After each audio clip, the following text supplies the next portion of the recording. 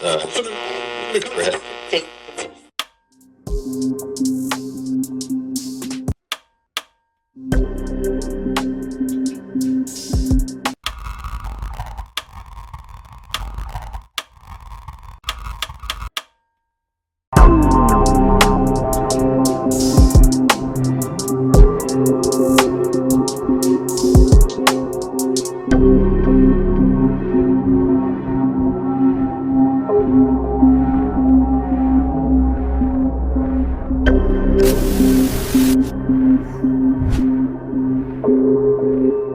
Welcome back to Redacted Party Chat number 8. I hope everybody's doing well tonight. I'm here with my beautiful co-host, the main man with a master plan, Vaughn. How are you tonight? Freezing. I have a blanket on my lap like an old man at a retirement home, so I am prepared. We're getting there. They got to practice how you play, and once you're ready for that home, you'll hit that blanket lap like no one's ever seen it before. My Depends are on the way, so next show I won't have to get up to bathroom at all. And then my beautiful maned model of masculinity, we got Brandyn with the big old hat. How are you doing tonight, sir? I'm good, man. How are you? I'm doing good. I'm cold as well, but I'm cold all the time. So, Yeah. I'm warm internally, but they shove me out. Right. They shove me out in the cold for work. So I spend all day. It snows inside of the place that I work on a frequent basis. That's So that new construction. that new construction, baby, I got them man hands. So let's get her cracker lacking. So we ain't lacking like a cracker. We'll start this off. What have you boys been playing, Brandyn? Only two things: Tekken and Bannerlord. That's pretty much been what I've been bouncing back and forth between, just because just been trying to edit as much as possible. But in between, I'm just like, let me just spinning back kick somebody in their teeth real quick, and then do immoral things in Bannerlord that people aren't fond of. But basically all the sensations you have when waiting in line at a Walmart. yeah, or the DMV. Yeah, either one. Same exact feeling. Tekken is still sick. Dude, I went from so I've been playing with King my whole life, and the highest ranking I ever got with him was Garu, which is I think like rank 6 or 7 ish, right? And with Fakaram, I'm at Flame Ruler, so I think about 6 rankings ahead of what I am with King. Oh, so he's got your goat. It's crazy, and it like put into perspective, like, dude, I don't think I'm good with King, and I thought I was all right with King. Fakaram is a problem, dog. And I'd have to play it, which I mean, there's so much stuff I want to play. I barely have time to play anything. But I think part of that might be the fact that I feel like Fakaram, just like King's primarily grappling. Like that just is the reality of his character. I think that kind of just limits your way to play. Like you can tweak it, but you really kind of have to play King in a specific like a grappler. You have to play him in a specific way for him to work appropriately. And it's just kind of like how well can you play that and how well can you adjust that play style to other people. Whereas like Fakaram, with more striking heavy, you can kind of play, a little more. There's a little more freedom in the way that you go about that. So that might be part of it. But either way, I mean, you're digging it, digging it. So that's all that matters. Yeah, he's totally just Akuma. Like that's who he is. He shows up late. He's basically a demon that is just destroying everybody. He has this thing where if you land specific moves or you do your heat rush or whatever, you get a charge. And basically, anytime you do any of these moves that's like a charged up spinning back kick or charged up knee, they can't block it. So it hits them, and then it goes into like a cinematic animation where you walk them down, and it puts them in essentially a 50-50, where I'm either going to go low, mid, or low or high, or even grab you. And dude, it's devastating. It is absolutely devastating because you just put people in a panic where they're like, oh, because whatever lands is about to wreak havoc on you. It's like the mind games are crazy. Yeah, Tekken's awesome. I am trying to put aside Fakaram just for a little bit because I want to learn Law. I love I Law. feel like you just gotta learn Bruce Lee, man.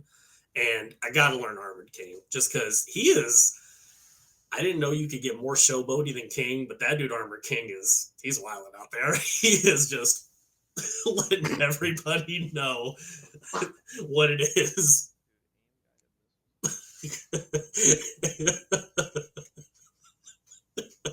And having in the crowd scared for your life. He's like pointing, you're like, me. No, I'm just here to watch, dude. Right.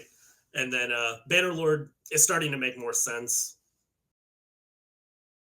It's still pretty difficult in general.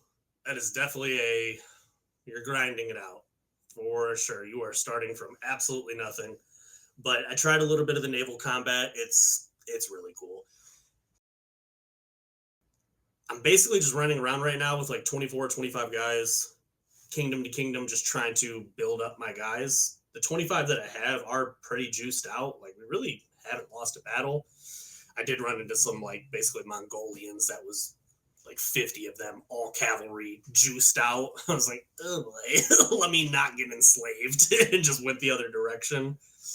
But yeah, man, it is fun. There's something. It just scratches that Rohan charge from Return of the King. It's that vibe. Like, it's just ride for ruin, ride for the world's end.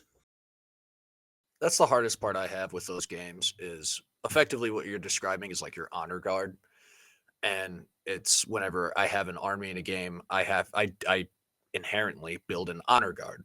It's like you have your main guy, and it's like I want him to be the most protected, but it's essentially spreading the love. It's like you need to, yeah, it's good to have an honor guard, but you also need to make sure there is some, what is the word I'm looking for? Sufficiently powered units to run the rest. You need pretty much, one, preferably 2 to 3, but at least 1 to 2, like other strong leader units in your small parties going across. That way they also have a big stick to swing around. Like, obviously, well, playing properly and using effective strategy is key, but you got to have a big stick in there, just to make sure that if shit gets tough, sometimes you just need someone that can break a line. Yeah, and you can get like right-hand men and have guys that are. You can assign people to be the general. You don't even got to be the guy calling the shots. They'll set all the formations and stuff. And it's cool too. Nate just found out, which is wild because he's got tons of time in the game. But when you're in a battle, if you die, normally you'll be spectating. And then naturally we would be like, all right, fast forward, see if we win or lose. But you can actually take control of any soldier. Whoever you're spectating, you can take control of them and continue the battle on. And then you'll have their stats and their weapons. So it's like, I guess XCOM a little bit. Your dude dies, you're on to the next one.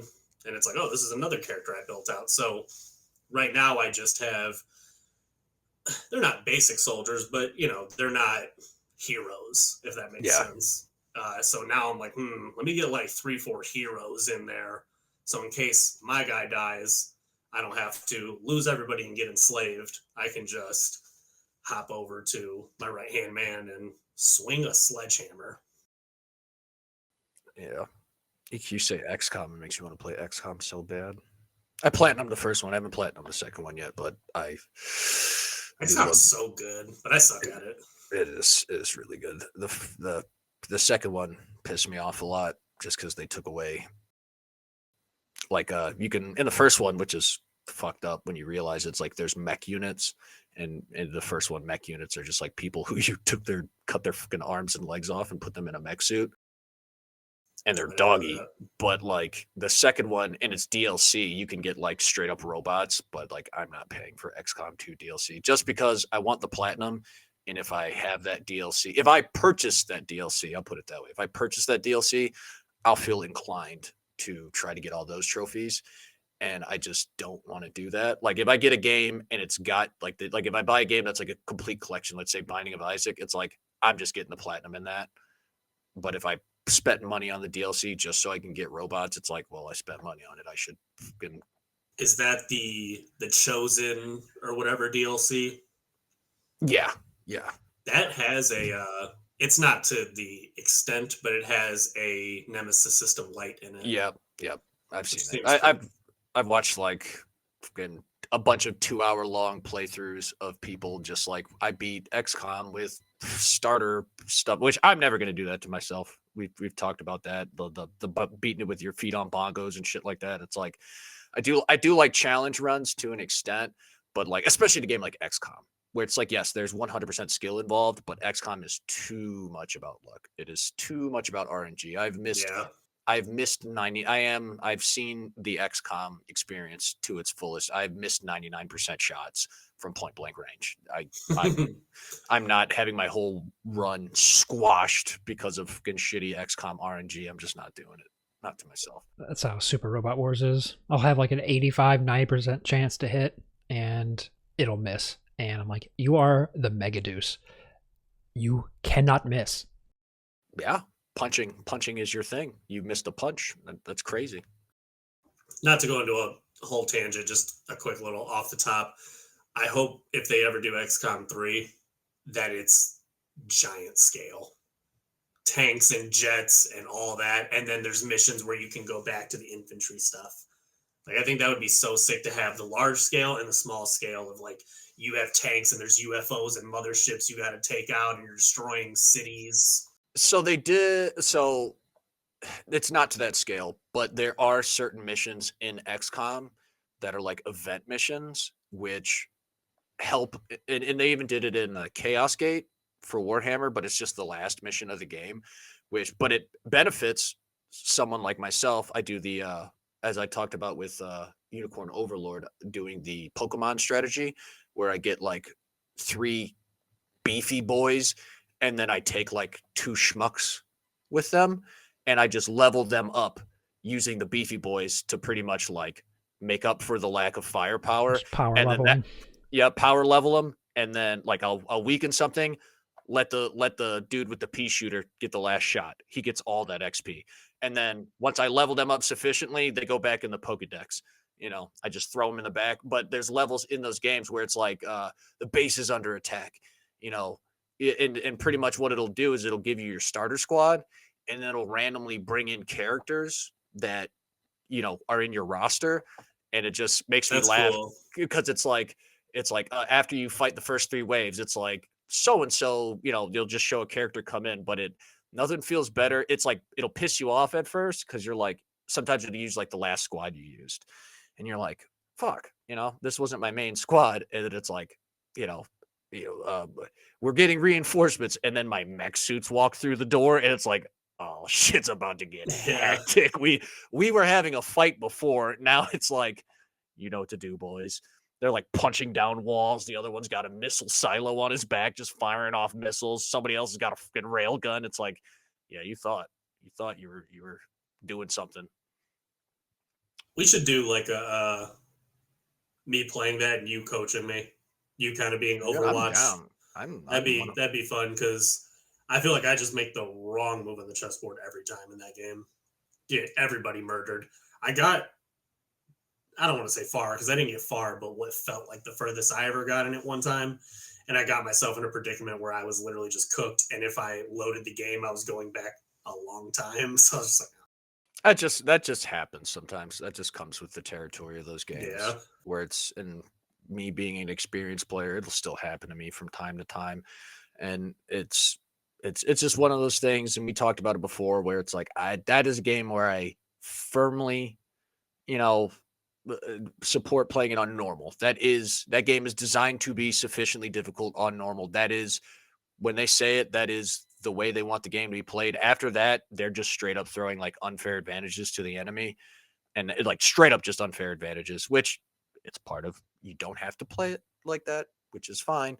But it's like, yeah, your enemies, they move, like their development, because as the campaign's going, your enemy's getting stronger too. It's like your enemies are development is 50% faster. Your accuracy goes down 20%. It's, your squad takes permanent damage is more likely to take permanent damage. And it's just like, that's when it gets in those situations where you have to like be meta about it, which is, it is what it is. But it's like, that's a situation where there is no, like I said, I like to spec up the mech tree so I can get the mechs really quick. It's like, no, that will be the last thing you do. You will spec up all these other, and it's like watching those guys play those runs. It's like there's items I've never used in my life that are 100% indispensable if you want to survive in any kind of higher difficulty levels. Because it's like you have to play it the way it's supposed to be played, or you're gonna get cooked. Which is unfortunate, but that's I got cooked on easy mode. Yeah, that's sad. You can't be doing that. That's crazy. Dogged. Yeah. Strategy RPGs are not the easiest to get into, especially if you're not used to playing them. So I don't fault anyone for fumbling at first. No. And there's plenty of times where as with almost any other game, but those games more frequently than the others, for me at least, it's like I stopped playing XCOM 2, not because I was getting cooked, but it was like there was certain things that like just stuff kept happening that was pissing me off, and I was like, I'm gonna stop playing this game. I beat it multiple times. I just need to not play this game for a while. I need to not play this game for a while. I need a break. But anything else from you, Brandon? No. That's pretty much just those two. Next week, though, stay tuned. All right. Vaughn? Well, I'm still playing Super Robot Wars. That's probably going to take multiple months to get through, because that's kind of just like a comfort game in between trophy hunting. So still ongoing with that. Jumped into Fortnite again, unfortunately. I hate myself. Yeah, the newest season came out. I agree, it stinks. I hate myself the most. Dang. They added in the newest season Kill Bill and Back to the Future, so I needed to play it. That's also just like a match or two a night just to get XP to grab that stuff, and once I have that stuff, I'm not playing it again. There's rumors that they're putting a Doc skin out. I might jump back in to get that. How do they like Doctor Who? Doc Brown from Back to the Future. How are they gonna release Back to the Future and not put Doc Brown in there? Well, they can release it as something to purchase with real human money and charge a fuck ton for it. No, so that's fair. They get you in with Marty, and then you're like, well, where's Doc? Wait till the store updates, you fucking capitalist bitch. Oh, they're absolutely going to drop Doc then. Yeah. So, probably see the DeLorean as a car skin as well. It's just a matter of time. Probably have like the hoverboard as like a parachute. Yeah, you can unlock the Nike automatic shoes to put on people, so that's in there. It's pretty much everything related to Back to the Future in there, so they got me, of course. Nostalgia. But the biggest thing, Metroid Prime 4 came out yesterday, Thursday. A long-awaited game that I have many mixed feelings on. Not to the Adrian and Battlefield 6 level, because he loves Battlefield 6. Previously on Redacted Party Chat. We harp on it in different ways. We are paying a full game's price, and we deserve a full game. The only things I would really have to gripe about, it is your standard boilerplate Call of Duty or Battlefield-esque campaign. But those games really never address kind of just the damage you are doing. It's like per level, you are straight up wiping out like a company of people. It's like just 3 missions worth of you doing that would drastically change the tide of the war in that region. It's like small, really small, lack of polish stuff, and it's like 3 dudes. It's like 3 people doing that. It's like there's no way they wouldn't, like, something would have to be up. Like, they would, I'll be up, keeping a buck if you told me 3 dudes slaughtered like 200 some guys, charged 200 to 300 men, and slaughtered every last one of them. Oh, dude, they dug up the occult stuff. Not so much a nitpick, but just something that there's a lot of corner cutting, kind of lack of polish. There's a part where you get to the beach, and it's a bunch of little stuff like this. There's a smoke screen thrown up. It's like the same 3 smoke models, very lazily so. And it's, like I said, it's going to sound like small nitpicky stuff, but I hate when they try to overdo the realism thing, and they just do some asinine stuff that makes no sense. I figured at this point in time, we would have kind of at least improved upon. The AI is the same in Battlefield Call of Duty AI. This AI is like brain dead. Straight up brain dead, being hypocritical. What I just said, it is a Battlefield campaign. I'm not expecting the world of it. So like when you're entering buildings, there's like an eye adjustment feature in this game where you can't see shit inside the building because it's like your eyes adjusting from highlight to low light. That's not a thing unless you're on a goddamn sun. It's just one of those things where it's like they try to be realistic and it just pisses me off. Just the same way they try to do like bullet drop, and it's just like not how bullet drop works. You can't use that logic when it's convenient and then turn around and be like, well, it's supposed to be realistic. It's like pick a lane. Pick a lane. I've been trying not to fine tooth comb it because ultimately it's like they have a lot of filters in that game that really drive home the fact that these games are not anything special. And so this is a small side gripe. Yeah, we actually aren't really as graphically impressive as we tried to make it seem. We just put a fuck ton of motion blur and filters on everything. So it looks like the game is really, really well animated, really well put together. No exaggeration.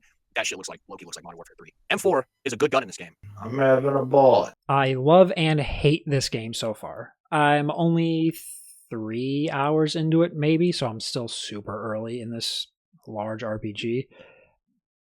But I'll start with the good things in that it's Metroid Prime. So if you played any Metroid Prime, it has that feeling. It has the look. It's probably the best looking Switch 2 game yet, which isn't saying a lot because they really haven't put out a whole hell of a lot on that system to brag about. But graphics look great. The music, fantastic. Probably the best in the Prime series so far. And the puzzles have been great. Like it hits every note that you'd expect from a Metroid Prime game. The cons, though, are maybe it's not a con to diehard Metroid Prime fans, but the amount of scanning you need to do in this game is asinine. Adrian, I assume you've played the Prime series in some form or fashion. Yes. That's like the scanning is just comes with those games. For those that don't know, or Brandon, if you don't know, you are a bounty hunter, and she's learning everything about where she's at. So you have a scan visor, and you're scanning everything, and that's essentially the lore breakdown of this game. Everything you scan tells you what it is, and what it can do, what it is, its composition sometimes, etc., etc. It helps you through puzzles. Like this can be destroyed with a high-impact weapon, and then you'll eventually get a high-impact weapon, and that's how you destroy things. It's a Metroid game, so you are going back and destroying things that you couldn't destroy before. And the Prime series is all about scanning. It's all about that percentage at the end. I feel like this is so much more scanning than the previous games. I'm scanning doors in every new location because they have a new scan entry. I don't need to scan this door again. I know if I shoot the door, it opens. There's no lore about this door that's going to be different from this other door, other than the color, maybe. And it doesn't seem to be adding any there's no additional gameplay mechanics that are tied to it. There was already a lot of scanning, so it's like, right. If I'm scanning a door that just is a main door to get from room A to room B, if I scan that door, I shouldn't have to scan any more doors like that, unless there's a puzzle tied to it that has a lock on it or something. But I'm scanning doors like crazy. I'm scanning entryways in the ball form. Like there will be a door blocking a passageway as the ball form, and I scan it. I'm like, okay, cool. Go through that tunnel. I come out of it, and I turn the scan on automatically because I have to scan every fucking thing I see. I turn around, and the door that shut behind me in that tunnel is scannable. Like, why are you making me scan this when the entry is door no longer accessible? Cool. Thanks for the lore in that. I'm glad that ticks off something in my database to look back on. I'm so butthurt about all this scanning because, come to find out, there are open world portions of this game where you're riding a motorcycle around. And the big thing going around the internet right now is, in order to play music on your motorcycle, you have to buy an amiibo, a $30 amiibo that will unlock a radio on this motorcycle. The internet's the internet, and everyone's freaking out about it. Mind you, this is a feature that you can get after you beat the game. If it was only that, I could semi-forgive it. you need to scan 100% of the game to get that feature. Or you spend $30 fucking for this amiibo and get it right away. And there's people coping, like, they did it on purpose. It's to show you how isolated she is in the desert. I'm like, I could get behind that if there wasn't an amiibo that unlocked it. Like, you pay-gated a feature. Once you pay-gate a feature like that, it's not in the lore element anymore. It's in the maximizing revenue. And I fucking hate it.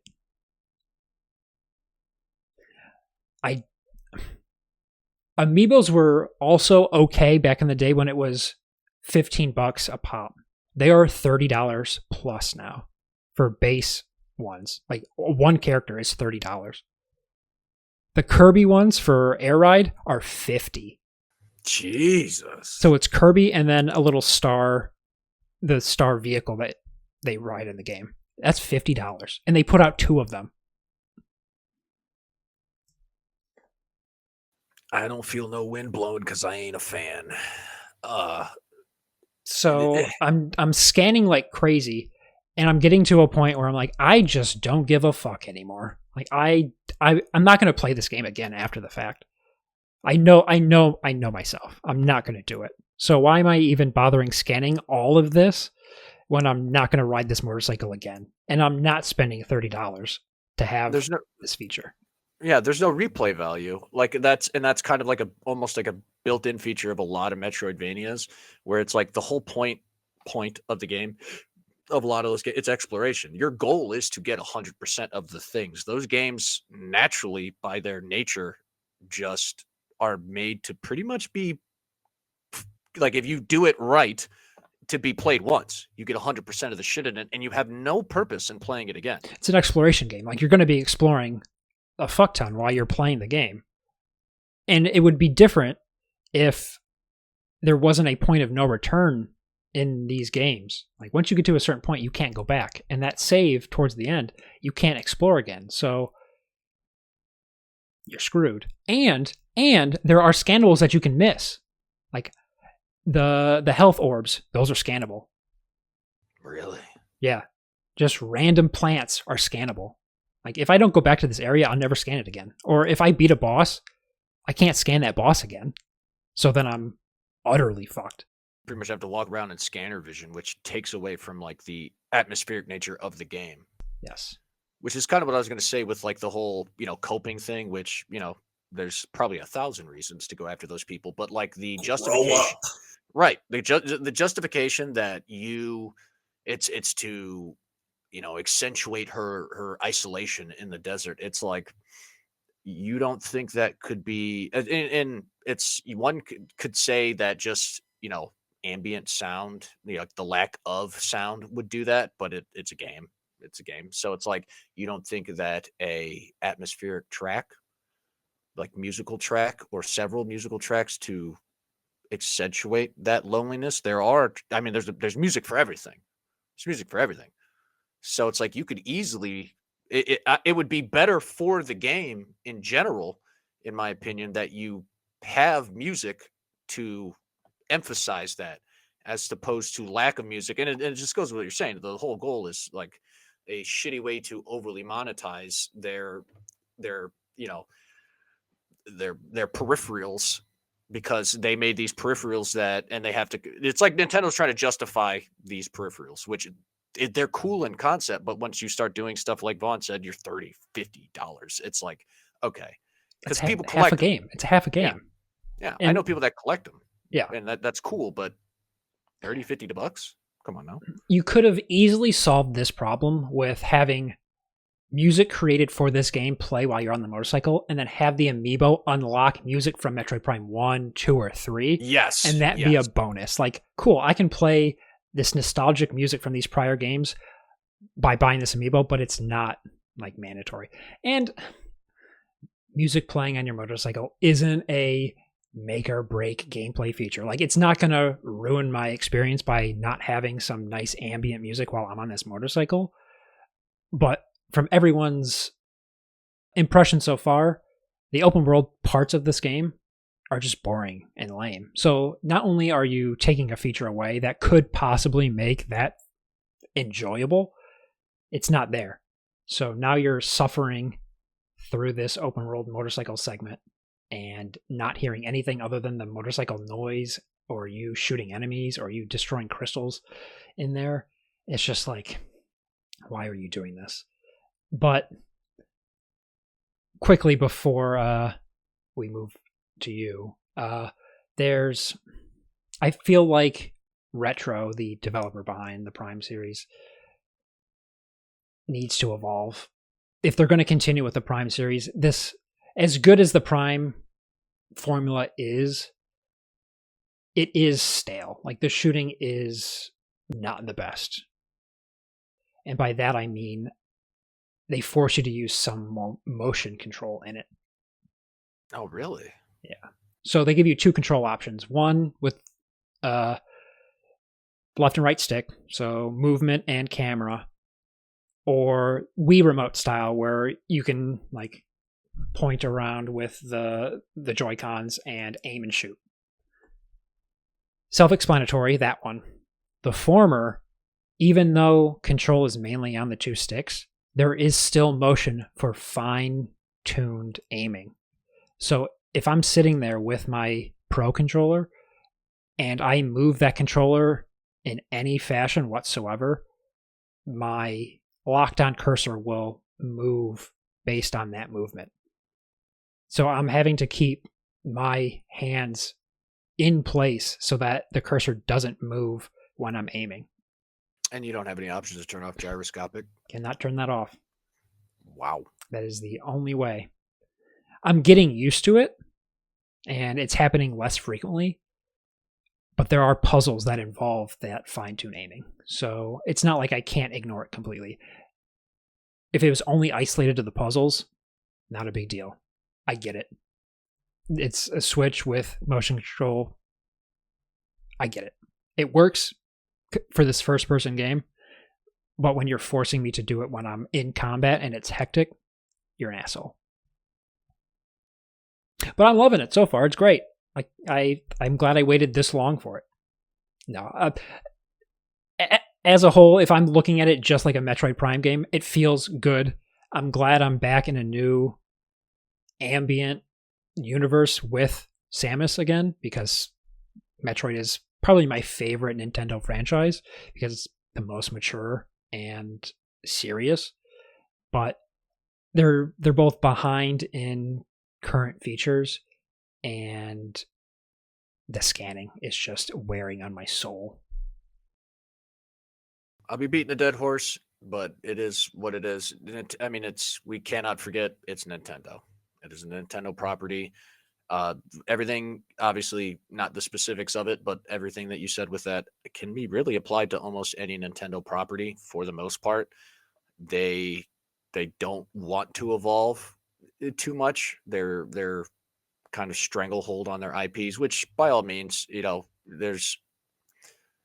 they don't put out any new IPs, enough new IPs to try anything new. You know what I mean? So it's like, if you wanted to keep that formula the same, fine, but why not offer something new? With it, it's like you guys aren't bad at this. They're not bad at developing games. They're not bad at making a fun, playable experience. So why not give me something that is, like a first person, adventure-driven, exploration-driven game, but try some new stuff. That's kind of, one of my biggest gripes with them is obviously the way they handle their IPs, but it's like, if you don't want to handle your IP differently, then don't, but then make more IPs. Why not? I think Nintendo is in a state of stagnation, and that's mainly due to the old figureheads still like governing everything. Unfortunately, once they die out or retire, I think we'll see some fresh ideas, fresh talent in there, because Retro is a Texas based company. So it's not like they're under a Japanese regime having to follow everything to a T.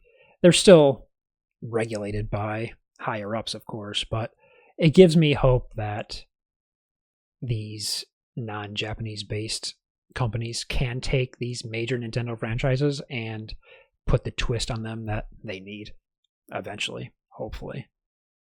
That's the dual-edged sword of that whole culture, and as I'd say at least in Nintendo, but I know that's kind of a very Japanese thing where it's like a motherfucker will die as the CEO before, like, there is no retirement, for a lot of people, not just because of, not like an economic thing. Like, people just believe it's like you should pretty much work until you can't work anymore. And if I'm the CEO of a company and my mindset is I'm going to work until I can't work, why the hell would I work at a lower position? Why would I step down for no reason? So that's just one of those things that sucks with that, which by all means, not saying I want them to pass, but it's, you have to wait for a man to die before anybody can get a shot at changing something. No CEO is just going to just leave or step down or go walk off into the sunset. They're going to be there for a long time. It's like, buying a parrot. It's like, they live for 80 years. Don't buy that thing unless you're ready to have that animal till you die. It's like, don't hire a seat. Don't put somebody in the CEO seat until you're waiting for him to, you're willing for him to be CEO until he's not alive anymore. It's true. I had a bird for like 30 years. So, Brandyn, you're looking like you're itching to jump on this Nintendo hype train. It speaks for itself. Classic Nintendo. Quick question though. The noise of scanning, does it sound good? Or is it repetitive? It's a great scanning noise. The scanning noise in the Prime series has always been great. Like the noise design, the sound design in the Prime series is fantastic. Like it's such a foreign alien landscape that they do some crazy noises and it sounds good. It looks great. It does grate on you after a while, only in the sense I'm scanning so often. Like I'll scan one thing and then I'll immediately see, because it's highlighted in green, things that I'm not scanned, and then be gray in the stuff that I have. So I'll just go into a room, turn the visor on, and there's like 4 or 5 green things in this room. And I'm scanning them. Like I'm at the point where I'm reading the entries so fast that the text barely has time to finish, and then I'm moving on to the next one. But I've played the Prime series since the beginning, so I can enter a room and generally know what I need to do. Because there's similar structures, there's similar looks to things that I don't need to scan this semi-cracked wall to know that I need to break the shit out of this to get through it. Or there's a tunnel that's the size of my morph ball. Like, I know I'm going to have to go in there. Like, if I'm scanning a computer, sure. I'm scanning like a dead body to get a key card, sure. But why am I scanning a destructible crate that is brown instead of gray? And you're going to tell me, oh, it's a transport item to carry ammo in. It's not doing anything for me. Like, the diehard Prime lore people probably enjoy this, love the scanning, like, love it. And in 2002, when the first one came out, and I was naive, I was like, yeah, I'm going to scan all this. I want to read all of this. But even then, I feel like back then, it wasn't as tedious as it is now. It'd be like if you had to scan every single weapon in a Souls game to get additional lore behind it instead of picking it up and just reading it. Like, if I could go into a room and I just, like, Batman ping everything and then it adds it to my list and then I can pull it up and look at it myself, that'd be so much better. But the fact that I have to pull the visor down, lock onto it, have the circle fill, okay, now I got it, now I can read it, and then move to the next one, do the same thing. It's like, oh my god, please. I couldn't do that. That's crazy, dude. That is maddening.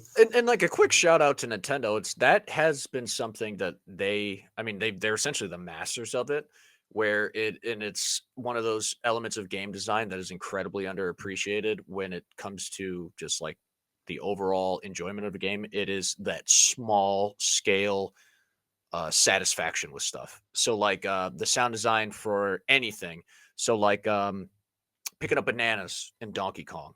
It feels good. It sounds good. It's satisfying. Same with like it's those minute things that you don't think that you're doing a million times. It's like the Yeah. scanning. It's that's watching that circle fill and then that color change. It's like, yes, as tedious as it is very satisfying to do so just from a just a feel like a gameplay standpoint. They do make those things, really satisfying from anything from hitting blocks in Mario to picking up bananas in Donkey Kong to scanning things in Metroid. I do have to give them credit for that. They have kind of mastered the art of making mundane things still relatively enjoyable. They could easily remedy my problem with scanning if they changed the color of the mandatory things that I need to scan versus the just lore based stuff. Like if they had lore based stuff green and then maybe stuff that I need to know to get past a puzzle or unlock something red, I would totally be okay, because then I could know, like, I'm not in the mood to scan this bird, this rock, this raspberry, and then I could just scan this computer and move on with my life. But you don't know. You have to scan stuff to even know what it is. But other than that, if you like the Prime series, it hits all the Prime notes and sounds great, looks great. But there are some dated and nitpicky things that, unless you're accepting of them, it's gonna grate on you. That's it for me. So, how about you? So me, I'm my list is the shortest one here. I've just been playing Battlefield when I have time. I really enjoy it, and I know before I really got into it, and I'm not going to get into its ass again. I swear I'm not. I don't think it has any ass left to dig into. I really didn't realize I went so hard on the game. It deserves every bit of it. But it is just playing, new game modes. I have accepted that I prefer, like, yes, the smaller squad combat based game modes. I it's part of Battlefield, the vehicles, but I'm really not interested in engaging with them at this moment. And just overall, I mean, you saw, like, when we played, it's like, I'm not by any means acting like I'm pro Battlefield out here, an MLG Battlefield, but at the same time, it's one of those things where it's like, I hate getting some momentum going and then a fucking helicopter just wipe me off the face of the earth. Like, and with that game, which obviously I played Battlefield for a while, but it kind of takes a minute to really get oriented again. And it's like Battlefield, it's duh, but it's not Call of Duty. So it's like, it's a different feel and it's different control scheme, and you kind of have to get used to, for lack of a better term, the weight of that game. And once you do, it's nice to get into that flow state. But yeah, like you said, the vehicles add a nice change of pace compared to Call of Duty. But the sheer gameplay loop of having different classes, and not all classes can take out a tank as easily. You're dependent on other people handling that while your class is handling what it's supposed to handle. And if it's not being done, you're getting manhandled by a tank. It just propped up on a hill. Right. And then you're right. And then it's one of those, it's like you're playing rock, paper, scissors all the time, but it's like, okay, I switched to, and this is, this is issues where if you got a bad team, and I'm not blaming my team for everything, but it's like, okay, so now I switched to a class that, is that, an engineer, or was it engineers? Yeah, engineer. It's like I switched to an engineer and I'm focused on hitting the tanks, the engineers, and obviously you could switch out the weapons, but the engineers' proficiencies in SMGs. So now I'm in a large area, open area to target the tank, but now I'm ineffective at engaging infantry units. So now it's like, okay, if my team's not actively engaging infantry units, now I'm getting smoked by them. It's the Battlefield flow, but I do just prefer to go with the, smaller unit scale as a preference. And it maintains that Battlefield feel, which is kind of what I was getting at, where it's like you're not it's a slower pace. So you're meant to be playing more tactically. It's like you Leroy Jenkins that shit, you're gonna get gunned down. You might get a couple guys, but like really the goal is holding, with most things. Yeah, even with like a team deathmatch, it's just how it is. You're slowly progressing, you're getting good angles, It's tactical. yeah, it's much more tactical. So it's like it took me a while just to get to that, like instead of rushing all the way in, you rush to a certain point and then you kind of dial it back, as opposed to rushing all, like I'm not going to rush all the way to D. I'm going to rush to this like corner that I know is a good hold point in D, and then kind of regroup on how I'm going to progress onto this point. Yeah, you're actually thinking about what you need to do instead of blindly running into a room with two 1986 shotguns and just mowing Right. people down. Like, you can't do that, especially if Right. it's more than one person. If you do, you got lucky. So Yeah. it's, And so I do enjoy that loop. I mean, the campaign is something I'll get to. I got to do the whole beat it on the hardest of it, which I'm not really too worried about that. if you're going for that trophy, you only have to do it on one level. Oh, I think it's the If you- and that's if you're doing a challenge, then I don't know about that. If you're I- going for a trophy, it's just one level yeah, on hard. and yeah, okay. Oh, okay. And that's another place where I'm at with that game. It's like I'm trying to decide, first of all, whether I'm going to platinum that, just because I saw like some of the platinums, and it's like 10 headshots with a sidearm is. I know that might once again, I'm not claiming to be a fucking Battlefield pro, but that ain't a small order by any means. It is fucking, them sidearms are not hitting like that to where you can just blow someone's head off. Because a lot of games, what a lot of people don't know about a lot of games is, like Call of Duty, for example, pistols have it's even in Counter-Strike as well. A staple of FPSs is that pistols actually have a higher crit damage. It's much like daggers in Dark Souls, where it's like if you parry or backstab with a dagger, you're going to do substantially more damage. A lot of games have it that pistols do more damage for headshots. I don't think Battlefield has that mechanic. So they're just, and they already do shit like, the DMR being a 2-shot headshot kill. So I'm still up in the air whether I'm going to get that platinum. But what I'm talking, you are right. What I am talking about, it's one of the assignments, and that's my other kind of thing with that, because I do like the feel of it. I am having fun with it. So it's like, do I want to do the whole fill out all my assignments like I did on like the older Call of Duty games and stuff like that? Just to do it. I have learned over time that, just like trophies, except for the absurd ones, it is doing those assignments actually will force you to play in a way that you're not used to playing, and you very much may enjoy that. So that's why I kind of like doing those assignments, because like even in Call of Duty, it was stuff like that where it's like I never use snipers or SMGs. I've just went like assault rifle all the time, and it was like it really using them really made me realize, oh yeah, these are actually much more effective. Or maybe I like sniping from time to time, or just even if it's like to work on a skill that you don't usually work on, like long range engagements and stuff like that. So that's always, I like doing that, and it adds just extra playability and enjoyment to a game where, especially a game like that where classes are a thing. It's, you get used to using something, you get out of your comfort zone for an assignment, and you get more proficient. So that will make me more willing to do those jumps over if I feel like my team is lacking in a certain place. It's like, okay, well, I'm lacking here, so I'll jump over. So I'm not just like, well, I'm completely out of my element now. It's like, at least I have some kind of baseline that I can work off of. So, oh, Kind of why I enjoy trophies when companies actually care about them.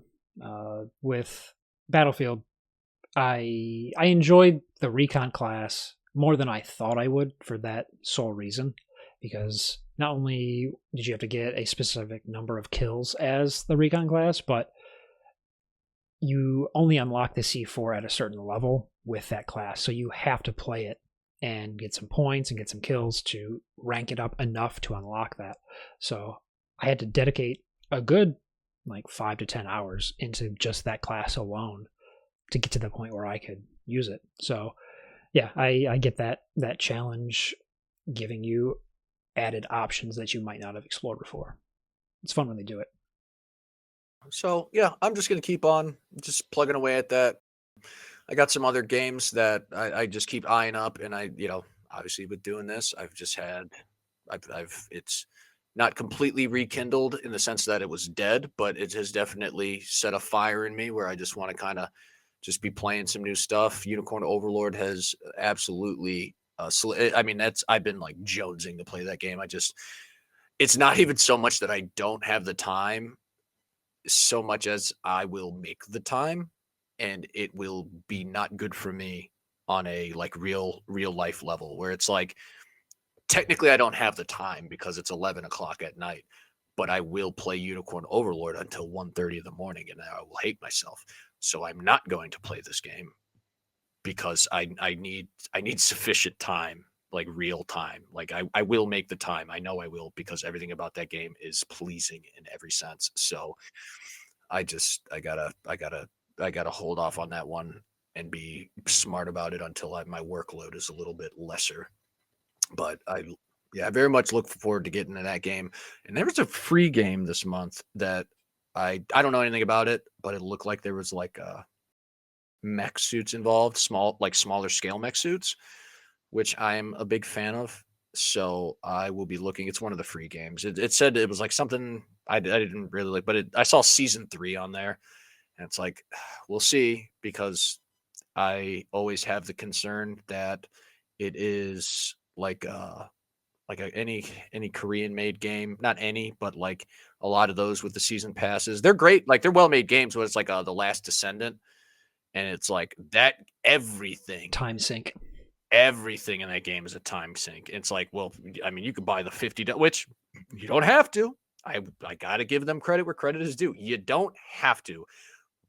But if you don't want to spend the $50 to unlock a singular fucking character / outfit, you are like, I watched the thing where it broke down, like there's some bunny chick in the Last Descendant, and it like broke down like the time sink it would be to get the sexy costume or whatever. And it's like, dude, they're straight up saying it's like 50 hours of grinding nothing but these RNG based. A lot of these things are, like you have to, it's like, yeah, I grinded this boss for 20 hours straight just so I could get this one component. Hey, did you play Armored Core? Me, I haven't played Armored Core yet. No, it's a travesty. I absolutely should. That's right. You should play that. Yeah, you should play that Met game instead. Yeah, that game is real good. I played all the Armored Core games as a kid.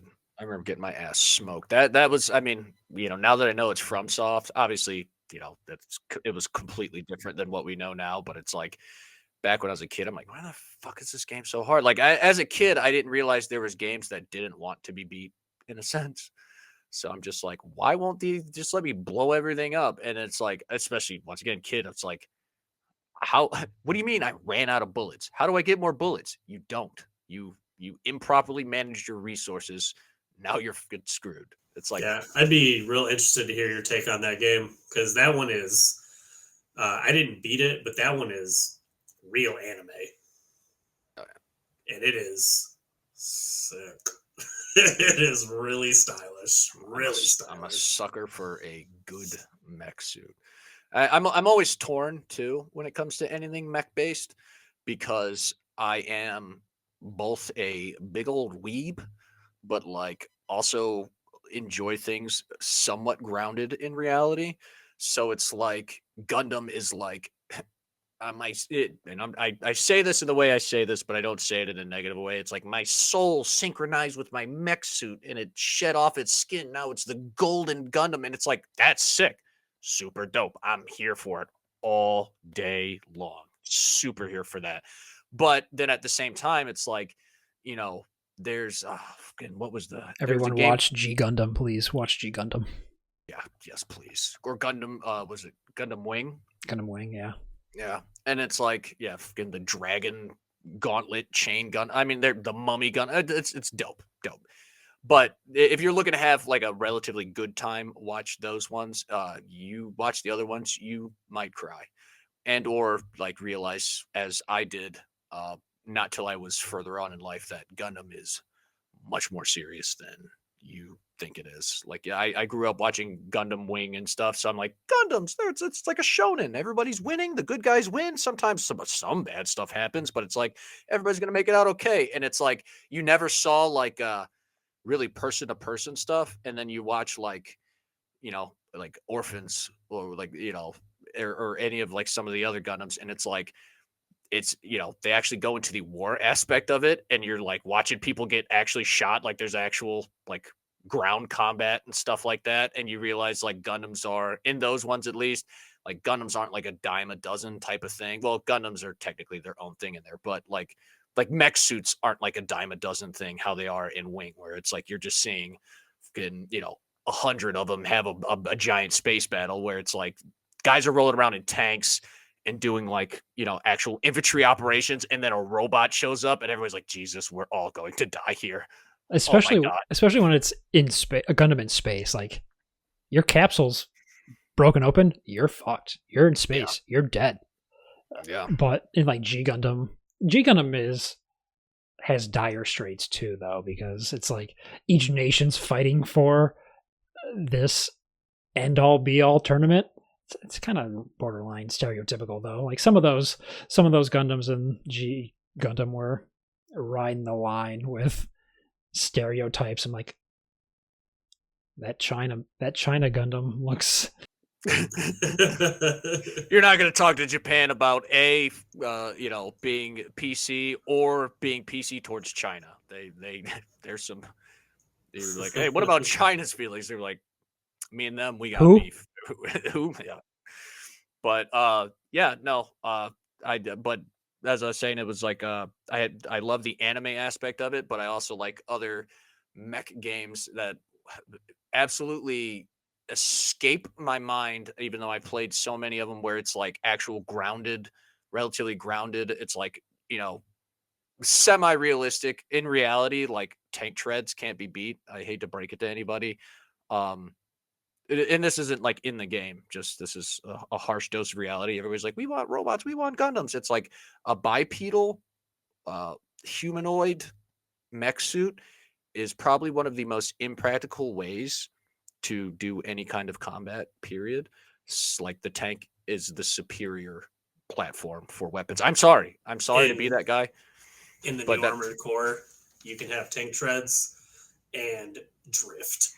Yeah. And just but it's but playing those other games where it's like at least you're like a two-legged, like almost like a chicken robot, which would make sense because it's like, for example, like for the impracticality of it, it's like you would never put arms. You would never make a robot and then make a giant robot gun. That doesn't make sense. You would just mount the gun on it. So I do like those games where it's like you are a somewhat practical mech suit doing somewhat practical mech suit stuff. Well, and insert Japan visit number 15 here. Seeing the real life Gundam that they built there in person, it's practical. Yeah, super. It's worth it. It's super cool. It's worth it for style points, 1,000%. Like I said, even in the show, it's like everybody's in these tanks, and they're like, it's like cool, they're artillery tanks, and then it's like, I've said it's like, but the dude's like, it's a Gundam. It's like they're shitting their pants because it's like the Gundam shows up. It's like your slow moving stupid thing, and it's just you see the trees on the horizon like barreling apart, and then it zooms in and it's a Gundam firing on all cylinders, comes in, does a spin with the swords, slices the tops off the tanks. They're trying to shoot it, does like a backflip. It's like, oh dude, yeah, that is super scary. I saw a 6-story running mech coming my way, my pants are filled with shit. Oh yeah, super dookie pants all day. all the CGI cutscenes from all the Armored Cores are so cool. I think 4 specifically, dude, and even on Fires of Rubicon, I watched that CG trailer too many times, dude. Like that game's style is it's so subtle, but man, is it just it's got style. That is it for me. That is it for us. Before we start, I do want to say rest in peace to Kari Haruyuki Tagawa, the original Shang Tsung. He did pass. I believe he was 75 years old. He's also in good, that recent good ripe old. Shogun show, right? Yeah, I mean he's just a phenomenal actor. He's one of those people that were in so many things that you really, that obviously as a child of the 90s, Mortal Kombat's going to jump out, to me personally, and that's probably what he was most well known for because Mortal Kombat got so big. But Johnny phenomenal, Tsunami. yeah, phenomenal actor. He deserved every accolade that ever came to him. Unfortunate to see him pass. But rest in peace to him, and all prayers or whatever you do go out to his family and friends and peers. So that being said, let's go ahead and go ahead, Vaughn. Real quick before we jump into the topics, follow the socials. They are on the screen: YouTube, Instagram, Spotify, TikTok, all the good. Follow, comment. We read all of them. Yeah, the more we get, the more money we can get, and as I've stated, the money all goes towards the sexy calendar. It's all we want. It's all we want to do. But photographers are expensive. Security to keep the photographers' dirty hands off us while we shoot. Banana hammocks are hit with those tariffs, man. Come on. The banana hammock industry specifically, the prices have at least quadrupled. So, not the banana hammock. Oh, dude! You know how much fabric you need for the extra large ones? I mean, and it's got to be good fabric because I have very sensitive skin. So please help us. Please help us help you. Help us help you. So now on to these topics. Topic numero uno. Brandon, I believe this is yours. How do you define video games as an art form, and what criteria should be used to evaluate their artistic merit, or should there even be a criteria? So, to start this one off, Brandon, I will toss that one over to you. All right. It's weird because I'm very interested in what you guys are going to say with this, because I'm kind of coming at it from a perspective of, while I was editing, it made me think of this, where I'm like, is editing art? Just putting, it's like the games are already made, the music's already made, but I'm kind of, I live in Cape Town, but all the, putting it all together to make something new. I'm like, is this art? And then it got me thinking about just the whole art or our games art conversation. And at least to me, I kind of came to the conclusion that I don't really think there should even be a criteria. Like, yes, your mind's going to go to BioShock, right? People are going to definitively be like, yeah, BioShock, because it's Ayn Rand and deco art and all this stuff, blah, blah, whatever. It's about politics and religion and whatever. It's saying something. But my mind went to like Tetris. Like, that guy designed that to fall a specific way, to do a very, like, there's an art to the way it's programmed. I almost feel like there's maybe no way for a human to create anything without it being art. Now, whether you value that art, I think is maybe a totally different conversation. What art has more value? But on the whole, because this conversation shockingly is still coming up in games, and I'm just kind of like, are you guys not tired of talking about this? It's obvious. I mean, it's like, Jeff Knightley wouldn't bring it up every single award show he's in if it wasn't still an argument being had.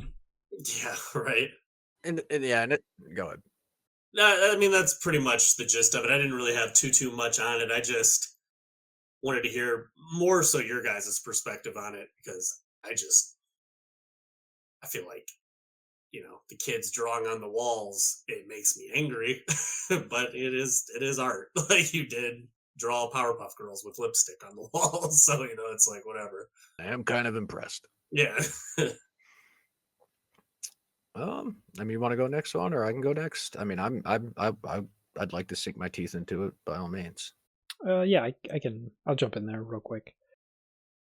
I'm in agreement with you. It's almost like a no-brainer. Like, why wouldn't you consider this an art form in some form or fashion? I know we talked a little bit about it offline, about the artist would be the one to define if it's art or not. But the more I thought about that, the more I disagree with that statement and say, of course it's art. Anything that a human is doing to create something from nothing, in my mind, is art. And even the pieces and parts that go into making a game are all little pieces of art to create a larger piece of art. Like, why is there a concept artist, a lead art design, things like that? Not to say that the word art in something makes it art, but there is a basis behind it. So anything that we as humans are creating and showing off, even if I guess you don't have to show it off, but the point of art is to express it and share it, is art. And I don't think it needs to be on a canvas or paper or anything physical like that to be considered art either. We are in a digital age. Graphic artist, all that, it's art. Whether you like it or not, if you find your art more valuable than another person's art, you're an asshole. But it doesn't make the other person's art any less of quote unquote art. So I would argue with any other person saying that video games aren't art.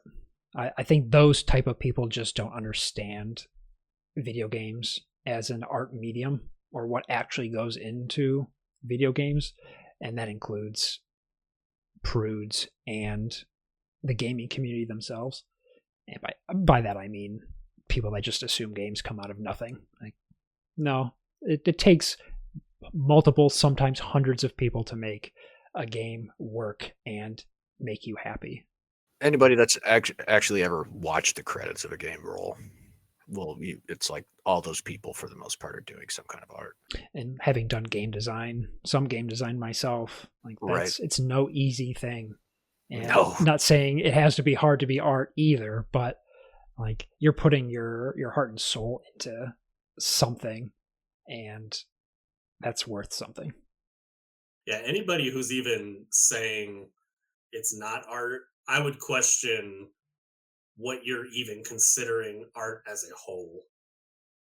Because let's say it's programming, right? I don't know nothing about programming, so bear with me. But you're doing the code in order to create. It's almost like the coding is your ink, in a sense. That's how you're painting the canvas. It'd be like saying art with watercolors isn't real art because art with pencil is, or something. It's just like, that doesn't even remotely make sense. Correct. So it's just, I'd agree with your stance on your value of the art might be different, but it doesn't mean it's not art. Mm-hmm. I guess I'll hop in on there. I'm in agreement with you guys. I think the best way I can put it, there's if people work better with like analogies, it's the same concept of what is a home. You like art is a big generalized term, and home is as well.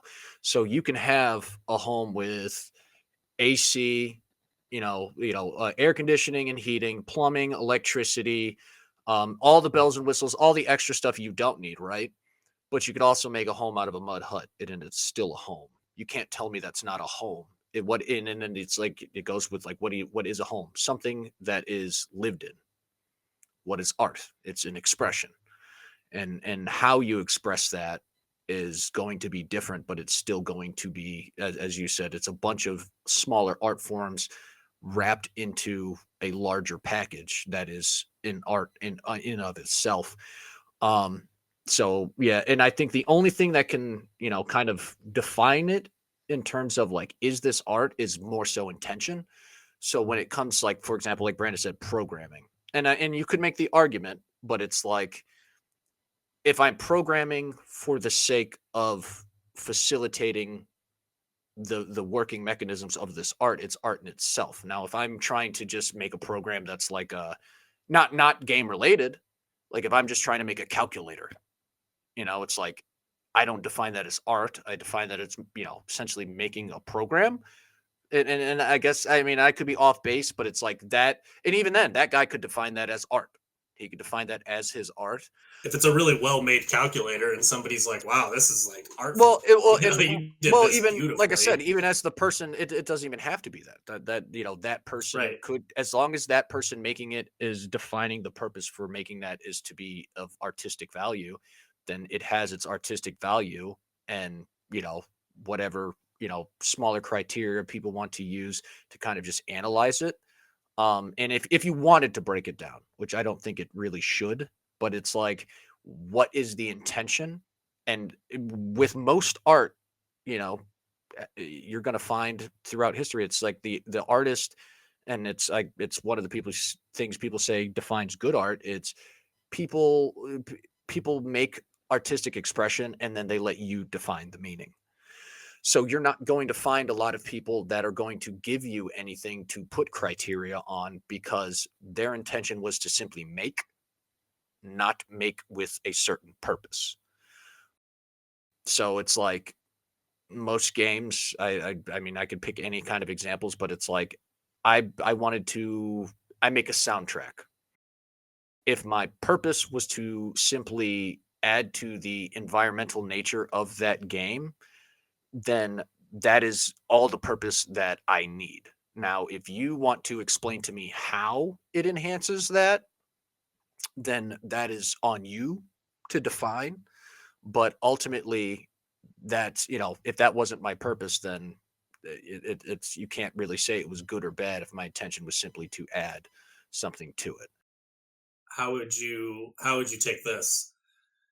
The intention of, say, the iPhone was to simplify things, and that was the entire intent, was to make it as accessible as possible, to the point to where that style then became pretty much the standard, and it almost has a artistic style to it that is identifiable as Apple. Right. You could define, so It's like we're defining it as art, like, oh wow, because it revolutionizes. Like, I'm sure obviously that's probably their intent, is to try to revolutionize or whatever, but there's something to say maybe almost about that, where maybe someone didn't have necessarily the intent and it ended up becoming something revolutionary. Like, for example, authors, let's say like Lovecraft, right? Lovecraft is writing all this crazy stuff. No one really appreciates it till hundreds of years later, or however long it is, where they're like, yo, this is maybe the best horror ever written. This is art. Back then, it's like, you're a weirdo. You're a psycho. I think and it's, for me personally, I think it's been always a silly discussion, because I feel like it is something that has been kind of already discussed and established, that to look to put art in a box is an impossible task. It truly is. It is it a very, I mean, the purpose is expression and interpretation, and not that it's not something to be solved. It's just Yeah. not. It was never something to be solved. It was never something to be outlined, defined, and put in any kind of, serious descriptor. So when we're talking about like the Apple stuff, it's a perfect example. It's like, it, your intention with what, like, every part of it is art. Like, it's aesthetically pleasing, I guess, but it is, is making something more efficient, an art form, or is making things more accessible in art. Is it, making, It's stuff like that. It can't be defined. It just simply can't. It's a fool's errand to do it. So it's like one of those things that kind of numbs the brain when people attempt to do it. It's a silly discussion to me. I mean, it's a good discussion to have. I just like, we just like talking about it. I like, figuring. Go ahead. Sorry, I was going to say the people that care about art think about it in a way that makes it art. The people that don't care about art aren't going to really dive deep at all and define it in any way. It's just a thing. It exists. It's like, okay, I guess you have a smooth brain. Okay.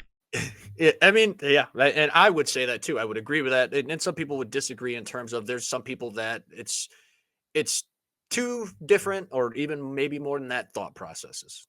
It's people that look at it as we do and as many people do as it is. And then there's people that kind of look at it at the face of it bluntly. And those people that look at it on the face of it bluntly are more than welcome to do so. But the reality of it is we're just never going to come to an agreement. And you ain't my friend. Yeah, they're not interested in looking at it at that deeper level. So it's one of those things that, like, a lot of the people you see talk about it on the bigger shows, they're not looking at it like that. They're not. They're just not. They're there to talk about it, and they're not. A lot of them don't play games at all. People also have a hard time not having a definition for things, like having nebulous ideas out there rub people the wrong way. Yeah, as human beings, that's kind of like one of our things. We like to put things into boxes. We like to put things into boxes. We like to define things. It's part of our human nature. It's thought process like that, and that's why it's hard for me to be like, you're a big dum dum, because it's like thinking like that has advanced us in many, many ways because it's two different mindsets. But when it comes to something that is blatantly art, it's, for example, somebody looking at a picture, like a painting. It's like, that's just a picture to some people, but that same person might come up with an interesting way to make pictures, a new art form, way of doing art. They're still going to be like, yeah, I made a pencil. It's a freaking pencil. Or I made a charcoal pencil. It's a charcoal pencil, stuff like that. It's like, this lead is softer than this other lead. It's like, they're looking at it like they made softer lead for whatever reason. And an artist is like, this is going to allow me to put so much more detail into my artwork. This is a tool for making art. And somebody else is like, this is just a thing, which it's fine to have that mindset, but they're never going to get it. You can see those people in the purest form if you go to an art museum. It's the people that are like actually looking at the things versus the people that are just roaming around, not really paying attention or reading. Not saying you have to do those things to appreciate art, but you can kind of generalize the people that are there for the art versus there to do something. Yeah. And I'll admit, like, with like traditional art, like at an art museum, like, for example, if I was to go and see a statue, I love statues. Like, and I would be, there might be somebody thinking of it on like a metaphysical level, some deeper thought to it, what it's saying and stuff like that. I'm marveling at the fact that I'm thinking of all the processes it took to make that rock into this. Yeah. It's a rock. Have you ever, rock as smooth as a face, right? Or just and that it survived this long.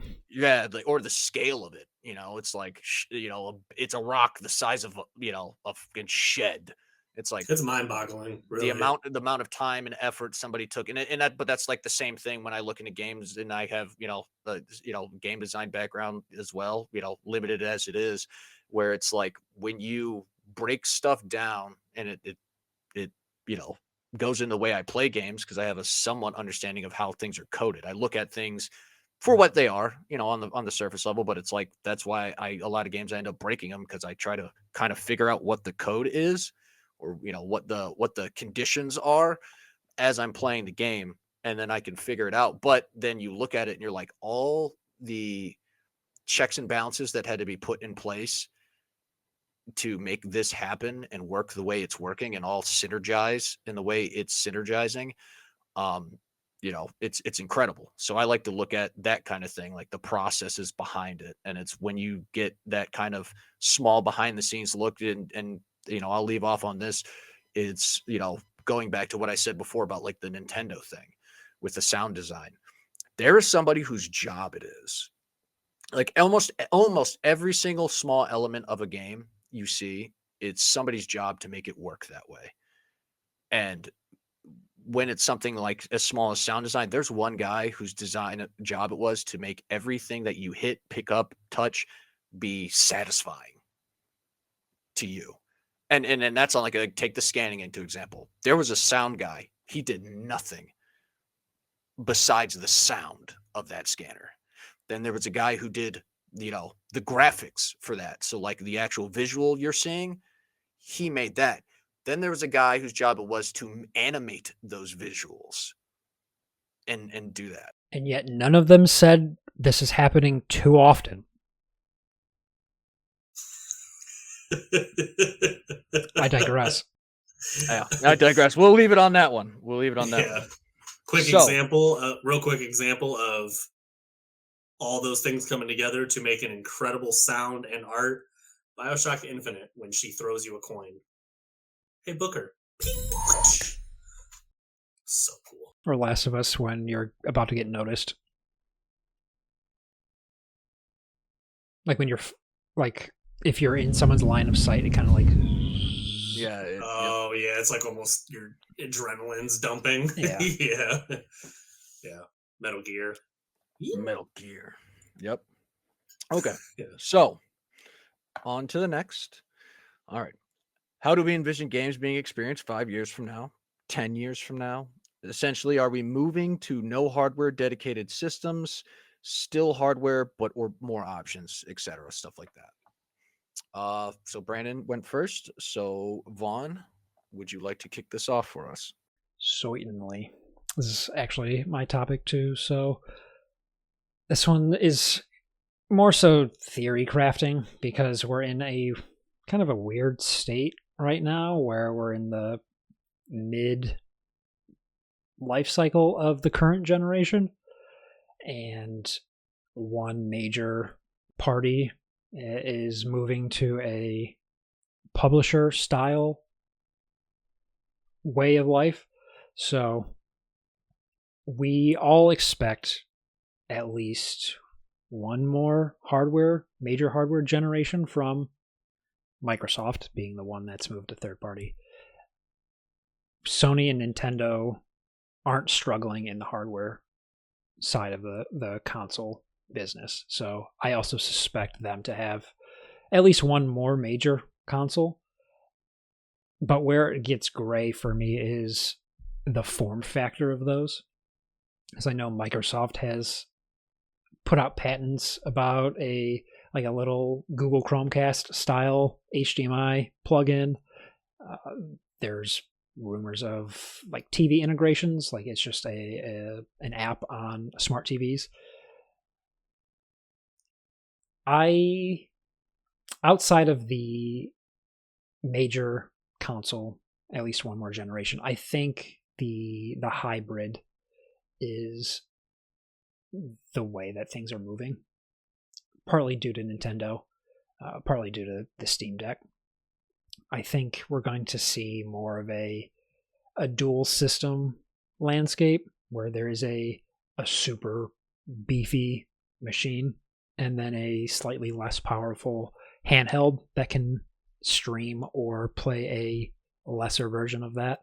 And I base that lesser version around Sony's recent power save mode that they recently introduced with an update, and they're kind of regulating that with their developers to have some sort of low power mode for their games, which would essentially do what Microsoft does with the Series S versus X right now, where there has to be like a lower, I don't want to say quality, but a version of the game that can run on less powerful machines, but also have the features of the beefier machine. I think that is what they're planning for with a handheld Switch-like device in conjunction with like a major PS6. Microsoft, I think they'll have just a main machine and then maybe license out some software to handheld devices. And Nintendo, I couldn't really think of what Nintendo's going to do. Nintendo kind of backed themselves in a corner where they can't really go back from a Switch-like thing. I feel like they have to go forward with that in the future. I would be shocked if they revert back to a TV-only machine. So overall, I think we're in at least a step forward in the hybrid realm. I would agree. Because I know PlayStation years back they had like they had the app on the TV that was like a streaming app. I think they shut that. I'm pretty sure they shut that service down. I forget what it was. PlayStation Now. Yeah, was that it? Yeah. So and you could download that app on a lot of televisions. Personally, I think that is the way to go. I hope that is kind of what they push towards. And I wasn't hip to what Vaughn was talking about with the low power mode, but that is really promising. As somebody who I had like fucking 3 PlayStation 4s, because I wanted to go room to room and not have to unplug my PlayStation and do all that, I would love for TV based integration. And I think that the essentially the smart TV industry has kind of caught up to that point where, now that you can get your average smart TV, even like a 55-inch TV is $150, $200 now.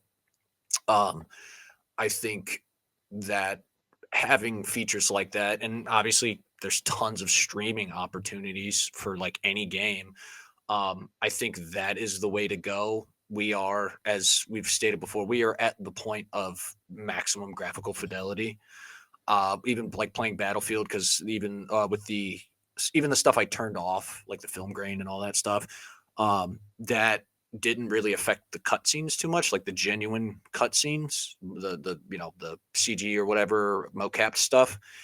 And it was like, I know we say it all the time, but it's like you could genuinely see like every pore on the lady's face, and it was kind of alarming. But even so, we are at that point where it's like I don't see the point in making more systems. I mean, it's not my money, so I don't care if they want to spend that money to keep making these systems, but I just genuinely do not see the purpose in making these more powerful for any kind of reason. And we are getting to a point where I would find it hard to believe.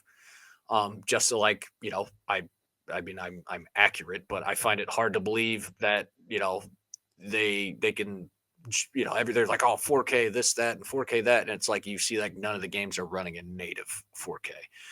So it's like, if you were to tell me you want me to buy a brand new console after, the graphical fidelity I'm seeing now, and you're going to tell me that you're going to bring me a new console that's going to do something more than they're going to do, then I'd have a hard time believing you. But not only that, it's like you would have to give me a good value proposition for wanting to buy that. Like, what am I truly getting out of this? Because that's not worth it for me.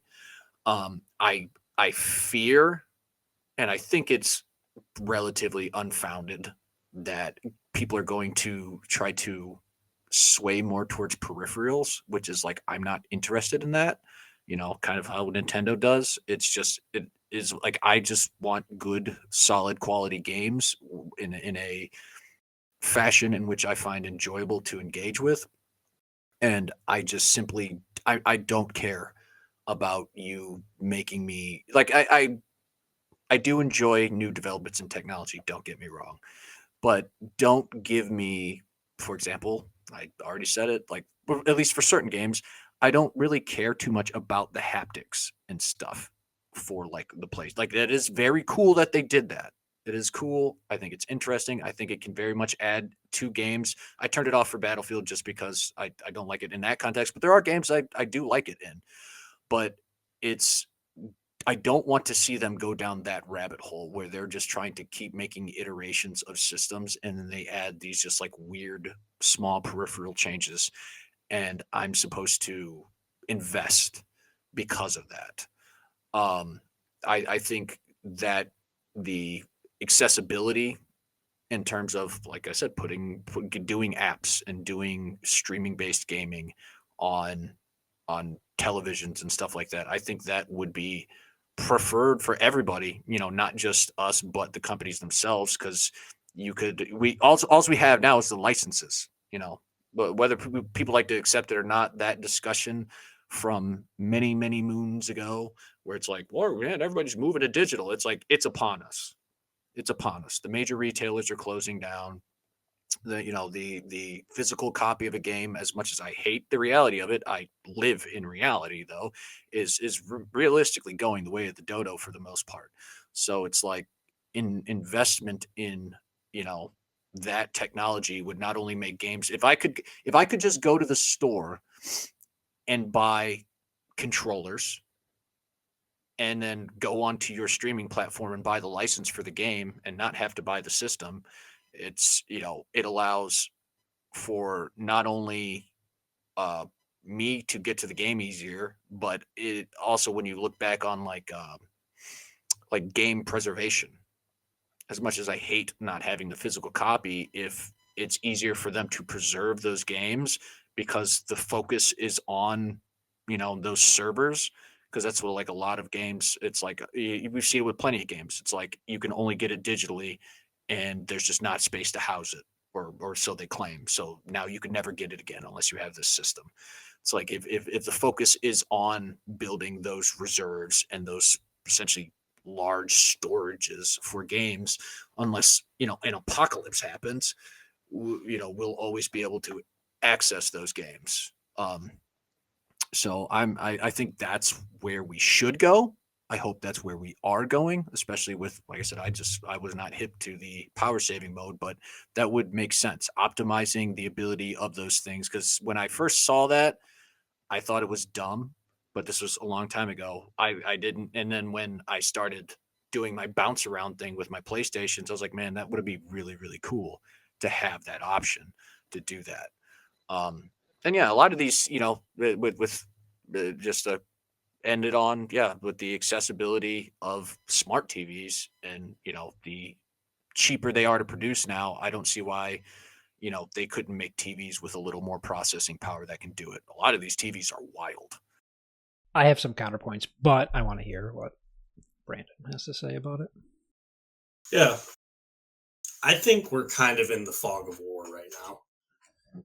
And what I mean by that is, I think ideally everybody wants to be an app on a TV. You have Microsoft turning into a publisher. You have Sony, who seems to be moving towards more of a Switch kind of thing going on with the streaming that they're pushing with the Portal. There's also something to be said about Steam making a console. Like, they must be seeing something that we're not seeing. Why would they make a console? Steam's an anomaly, though. But I'll go ahead. Sorry, keep it. Yeah, and for sure. And so I think right now the battlefield's moving. It's kind of hard to exactly see where things are moving, but we're also, the only problem I have with it being like an app and all this stuff is we're still in a chokehold by internet connection. Internet connection is the kind of be all end all to everything being a streaming. There's no way I'm playing Tekken on a stream. Like, it's just. And I want to clarify. I'm not saying that's like how I want it to be in terms of I know. I didn't just streaming, but yeah. that accessibility would be great. No, it would be. It really would, and I think that is the ideal thing. It's just the internet is ultimately the Don in the situation. The games can be as cool as they want, but if the internet connection is what it is and seems to be between all these different internet companies, which is seems to be just like a bunch of warlords with guns to each other who just don't care about anybody. Internet providers are gerrymandering, and it's gross. Yeah. There's only So- like 3 of them in reality.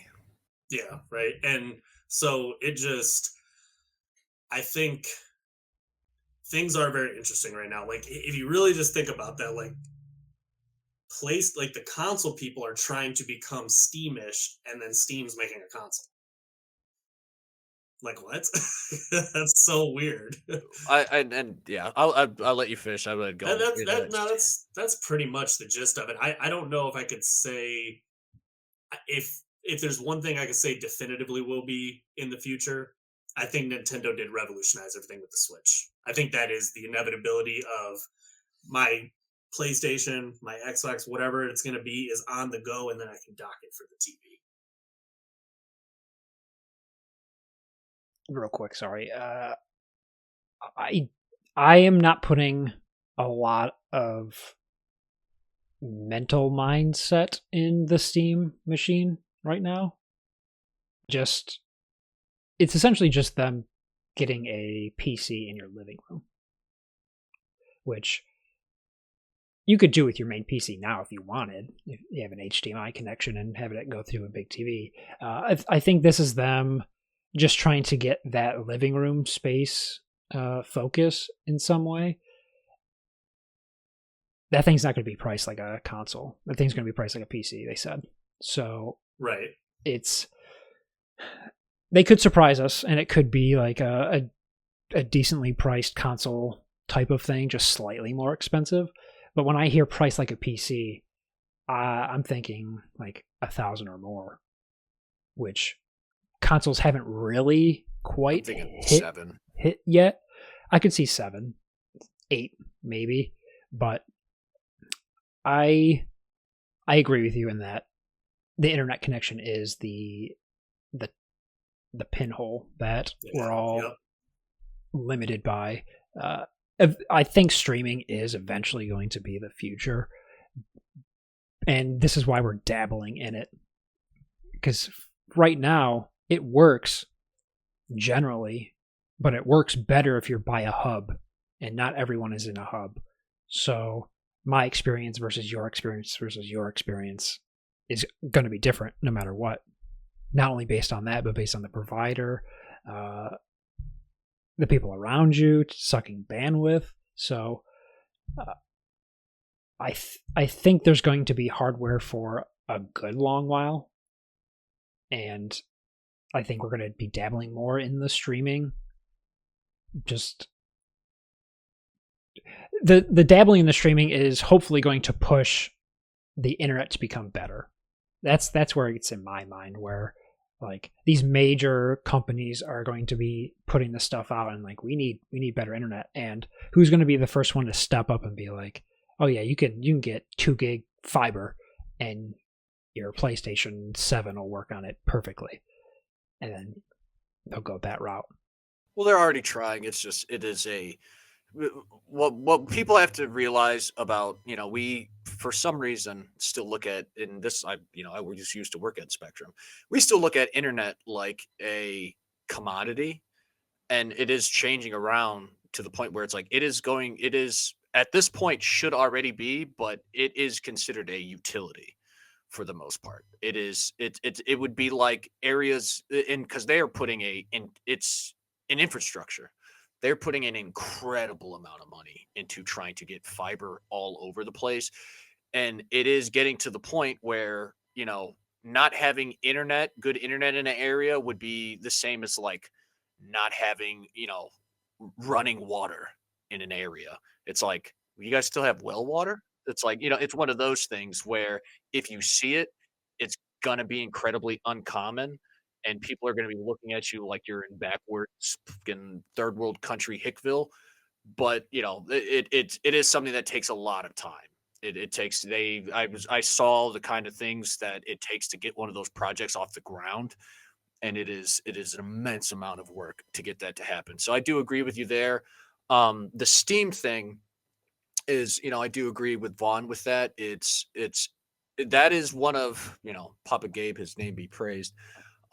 they're trying to essentially bring that library, that the PC library, the Steam library dwarfs any other library. That's what I was going to bring up. In The library alone is worth the price. Right. And that's what that is. That's more or less, I mean, obviously they make money off it, but that's like Steam going, well, you can't afford, it's one of the things that deters people from PCs, period. It's not only the price of a PC, that deters people, but it's the maintenance. They're trying to offer you something that it's what a lot of people have console for. I mean, I'll admit it's part of the reason I have one. Yeah. I don't feel like making my computer work. I want it to work. I don't want to make it work. I don't want to do that. I'll say it. I don't give a shit. I don't want to buy a game and then have to figure out what settings I have to go into the internals of my PC to change. My life's stressful enough. Yeah, buy it Friday and troubleshoot it till Sunday. Like, nah, dude, I'm not doing that. Right. So that's Steam offering people the ability to access this massive library of games without having to do all of that. Which it's the ultimate backwards compatibility. Right. And then, I mean, shit, they did the same thing with the Steam Deck. In reality, whether people want to admit it or not, the Steam Deck blows any other handheld anything out of the water by a country mile. The Steam Deck is a beast of a machine. And it is incredibly well made. It is, it is very, very well done. People don't talk about it a lot just because it's, more so a PC thing. It's one of those things where it's like, once you buy a Steam Deck, you're really not dipping your toe. You're probably pretty invested into that. But I think that the Steam machine is kind of just, I mean, they're going to make a fuck ton of money off it, that's for sure. But I think that the Steam Deck is one of those examples of bringing accessibility to a group of people that may not have had it before. Because accessibility, is also, I mean, defined as user friendliness. And it's like PCs, by their very nature, aren't user friendly. They're not. Like, yeah, your computer, if you use your computer for like work emails and, a handful of things, but like I said, you ask anybody to start busting into the internals of their PC to make games run, and they're just going to be like, I'm just going to go get a console. I'm just going to go do that. And go ahead. Go ahead. I was going to say, I'll be interested in how the sales are for this Steam machine too, compared to the Steam Deck, because the Steam Deck is only a couple million in terms of sales. Like, it's a really good machine. I have one, and it's compared to any other handheld out there, but sheer number wise, it's not a PlayStation or Switch type of numbers. So it's popular not only based on what it can do, but just sheer word of mouth. Yeah. I think just to kind of go back to what I was saying before about just kind of the peak of what you can really truly expect from consoles and game design in general. I think that the fact that Steam is doing this is, at least in my mind, kind of reinforces that notion that we kind of are hitting the apex of where we're at, because of the putting out that machine pretty much means they know there's really no more up to go. That it's like, we can make this now because this thing won't be obsolete in 5, 10, 15 years. Because the only thing that would make it obsolete is its inability to run a game. And if there's no more processing power required to run a game, then it's like, yeah, put out a machine that will pretty much run everything we could see for the foreseeable future. So it wouldn't have made sense for them to do it, because then they would just be straight up, and yes, technically they are, but they would have been entering like the console war phase of consoles, where it's like they didn't want to keep putting out iterations of it. now that we're it's like they're so smart. Like, right. It's like it's almost like I'm not gonna buy clothes until I'm fully grown. Yeah. Because I don't want to have to keep buying new clothes. It's like, yeah, I'll just wait until it's fully grown, and then I will clothe it. And here we are, so it is smart in that sense. I mean, a PC is a whole ecosystem in itself, so it's like it's not like they were missing out by not engaging. And then now it's like, all right, well, no one's going to bring out anything that's going to require any higher specs. So here's this thing that can run all the things on, the specs that you're going to see probably for the rest of gaming for the most part. I can't imagine it going anywhere higher. I'll tell you what, I'm not going to get it at launch, but I'm absolutely interested in one. Oh yeah, absolutely. Oh, yeah. If I could have that entire library and have access to all the PC games in a console format, and I don't have to troubleshoot, dude, I'm mega sold on that, and I'm willing to pay more than a PS5 for it. I'm not going 8 just out of principle of chill, but like 6, 7, 650. I would like having access to Battle for Middle Earth, Conquest, or Lord of the Rings Conquest, or even just stuff that's lost in translation right now, like well, not anymore, but Prototype was for a long time, or that new dinosaur game that I showed you guys, Ferocious, like that's only on PC, or Sons of the Forest is only on PC. It's like those all, dude, we could be playing Lethal Company. It's like that definitely interested. I think the biggest sticking point, and like that's even with like the Steam Deck, is we console people can't really justify. Like if I'm a PC person, it would be hard for me to justify buying one of those, I guess, unless I really just want to kind of sit in the comfort of my living room or something and play the game.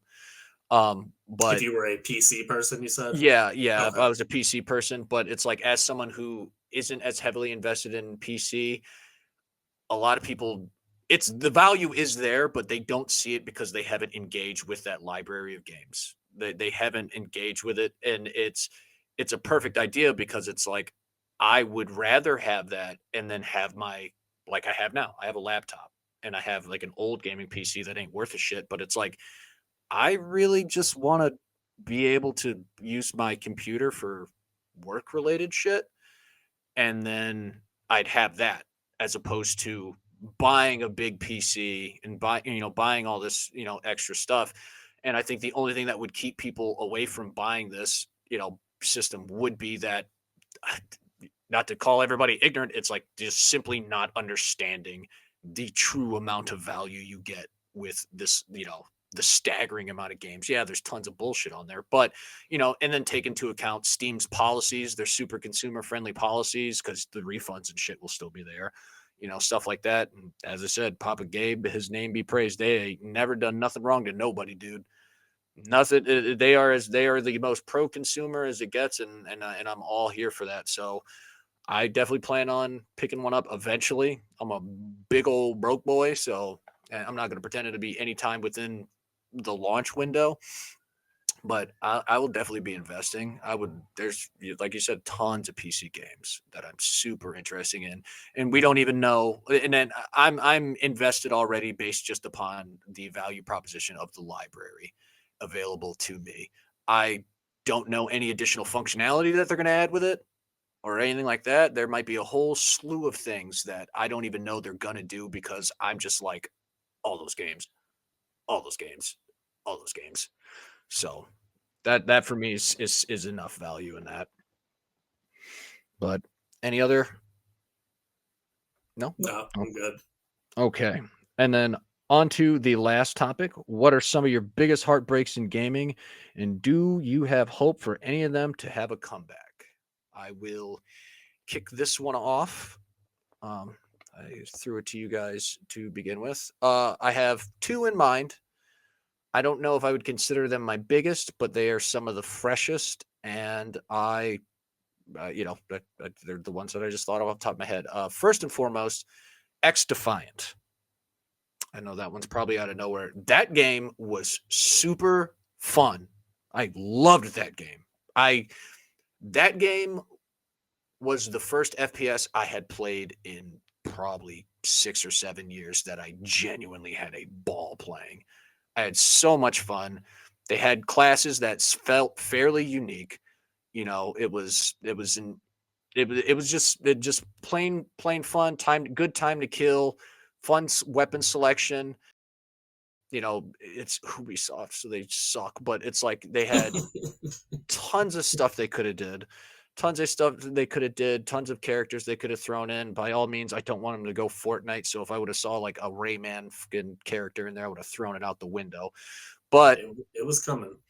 But because like I was thinking like that like meme of, just any Crusade meme. It's like a fucking a Crusader with an AK-47. It's like, dude, you guys could have took like For Honor characters and put them in there and put like there was just so much potential in that, and I just feel like they just killed it. I'm sure it was something money related. I'm sure it's Ubisoft. They couldn't monetize it enough, so they didn't want it. But it was just like when I heard they were shutting it down, I was like, shutting this down? Like, this game is super fun. So that was just kind of heartbreaking for me, especially with enjoying myself. I swear to God, I am with Battlefield. There, I think. I swear to God, I am. I definitely think there is space in the market for more unique first person shooters. And that game was, it was all like arena style, first person shooter matches. So you're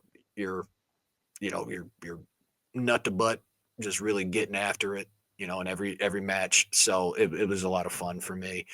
And then my second is Anthem. And it's funny because we had brought up mech suits before, and that was something I was super pumped for. As much as I do like big mech battles, I love the idea of like a personalized, smaller scale mech suit. Super fun. Like Lost Planet has mech suits like that. Obviously, you can't customize them, but it was just one of those things where it's like, dude, hop into your own personalized, super personalized mech suit and run as a squad completing whatever kind of missions. I don't know. That game, when I first saw the trailers for it and the announcement, I just had such high hopes for that game. I had such high hopes for that. I'm down for anything with customization, exploration, just something about being on a hostile planet, and it's like, or any, exploring in your thing, being able to make it the way you want to make it. And as with any games, you're like speculating all these things that can be done. And even now I can just shoot off a ton of ideas of how I want it, how I would like to have it done. But in reality, it was just another game where I feel like it just poor execution, man. Just piss poor execution of that game on launch. And then it just really wasn't what I wanted it to be, I guess, for lack of a better term. That game felt so good, though. That game Yeah. played so well. It was so fun to like just swan dive off that launch pad and then fly wherever. Yeah. And I think that's I just think stuff like that's really cool. I want to see more stuff like that. I want to see, more any game that really brings you together, group-based games. I'm not against those kind of games. I do prefer games to have, some kind of coherent, decently made story, as I believe any full price game should have a full price package to it. But just the aspect of you playing with your friends and, a well-balanced version of those games. So it's like, I don't want to see everybody with the meta build, have somebody, I want to see what everybody cooks up. I'd like to run a heavier mech, but I get to run around with missile silos and heavy machine guns and stuff like that. Whereas somebody could pick a quicker mech that uses energy-based weapons. It overheats, but stuff like that, where it's like, dude, it's a game that allows almost like a form of expression within itself. But, obviously is still fun and everybody's viable, you don't have to have this specific build or you're just going to get cooked. And, that opens itself up to all kinds of stuff, additional online modes and the whole nine. But that was one of those ones that kind of broke my heart because I had high hopes for that game and it just sank right down into the old poop shoot. So that's it for me. That's those two games. I have a couple. I have a couple games, but then, like I tend to do, is flip the topic in a different direction. I'll go that. But first one was MGS5. Just in the sense of, at first, it seemed just bare bones and basic. It disappointed me at first, but if you look past the format that they went with that game, that's the best feeling Metal Gear game ever. Best mechanics. The part that disappointed me the most was just the mission format and the reuse of the same thing with just slight variances in each. I still think that game is fantastic, but if I'm comparing it to what I like about Metal Gear, it dropped the ball in certain gameplay aspects. Another one is the Assassin's Creed series later on, pretty much kind of after 3. I was one of the few people that enjoyed the Desmond portion of that story and thought that it was super interesting. And then, spoilers for Assassin's Creed, they kill off Desmond and kind of go just off the fucking rails after that. The eras that they put you in are cool. Like, I'll give them that. But you lost the cohesiveness that you kind of sold as the main point of the Assassin's Creed series after that. And that's super disappointing as a person that enjoys history and alternate takes on history that the first one started with and just built upon with 2 and then the subsequent ones up until 3. It's just like you squandered such potential. Ubisoft. God damn them. Damn them. Another one that I know at least one of you will remember me playing, J-Stars. Yeah. I was a disgusting human being sitting in the corner of that Illyria apartment, just grinding that game to platinum it. That game was the worst. It was more anime slop. As a weeb, it hurts that anime games they really do throw them out to the wolves. It's like they don't even try, and Bandai. it's crazy. Bandai Yeah. Namco. It's crazy, dude. I mean, look at any of the animes, any anime that you hear about. Look at them. Look at the fan base. Go to a con. They're dressed like it's like you're selling shirts, mugs, keychains, whatever. It's like you're telling me you don't have the motivation to make this good. What more do you want? Yeah. What more do you want? Sad. Super sad. And then the last thing that is not specifically a game, but just something of the gaming industry is live service games. We've gotten to the point with live service games that they just consistently either are disappointing at launch or they're not interesting enough to survive and they are killed off early or the devs are laid off. And that's the part that hurts me the most. Less so the closing of the game, of the potential game that could have been good, but the just axing of the people that made it because they didn't meet your financials or the engagement that they needed. So that's the disappointing and letdown the most for me, especially with live service games kind of being the bread and butter of some major publishers. To just see a game and know that it's not going to last is super depressing. Right. And it's hard to engage. That's the other part that sucks, especially with the environment we're in, where it's like I'm a totally a proponent of you don't have to invest, like financially. You don't have to invest in a game to have fun with it. Like right up what you're saying, X Defiant, something like that. It didn't meet their financials. I didn't have to invest a penny in that game to be having fun with that game. So it just it sucks to see, which I guess I'm the problem because I won't give them the money, but the financial goals for those games are so through the roof. They need to give you the incentive to spend the money too. Like if you're going to go a free to play live service game, you need to give people a reason to pay for the money, and not like a pay to win, but you need to give them right skins or a battle pass that isn't predatory, stuff like that.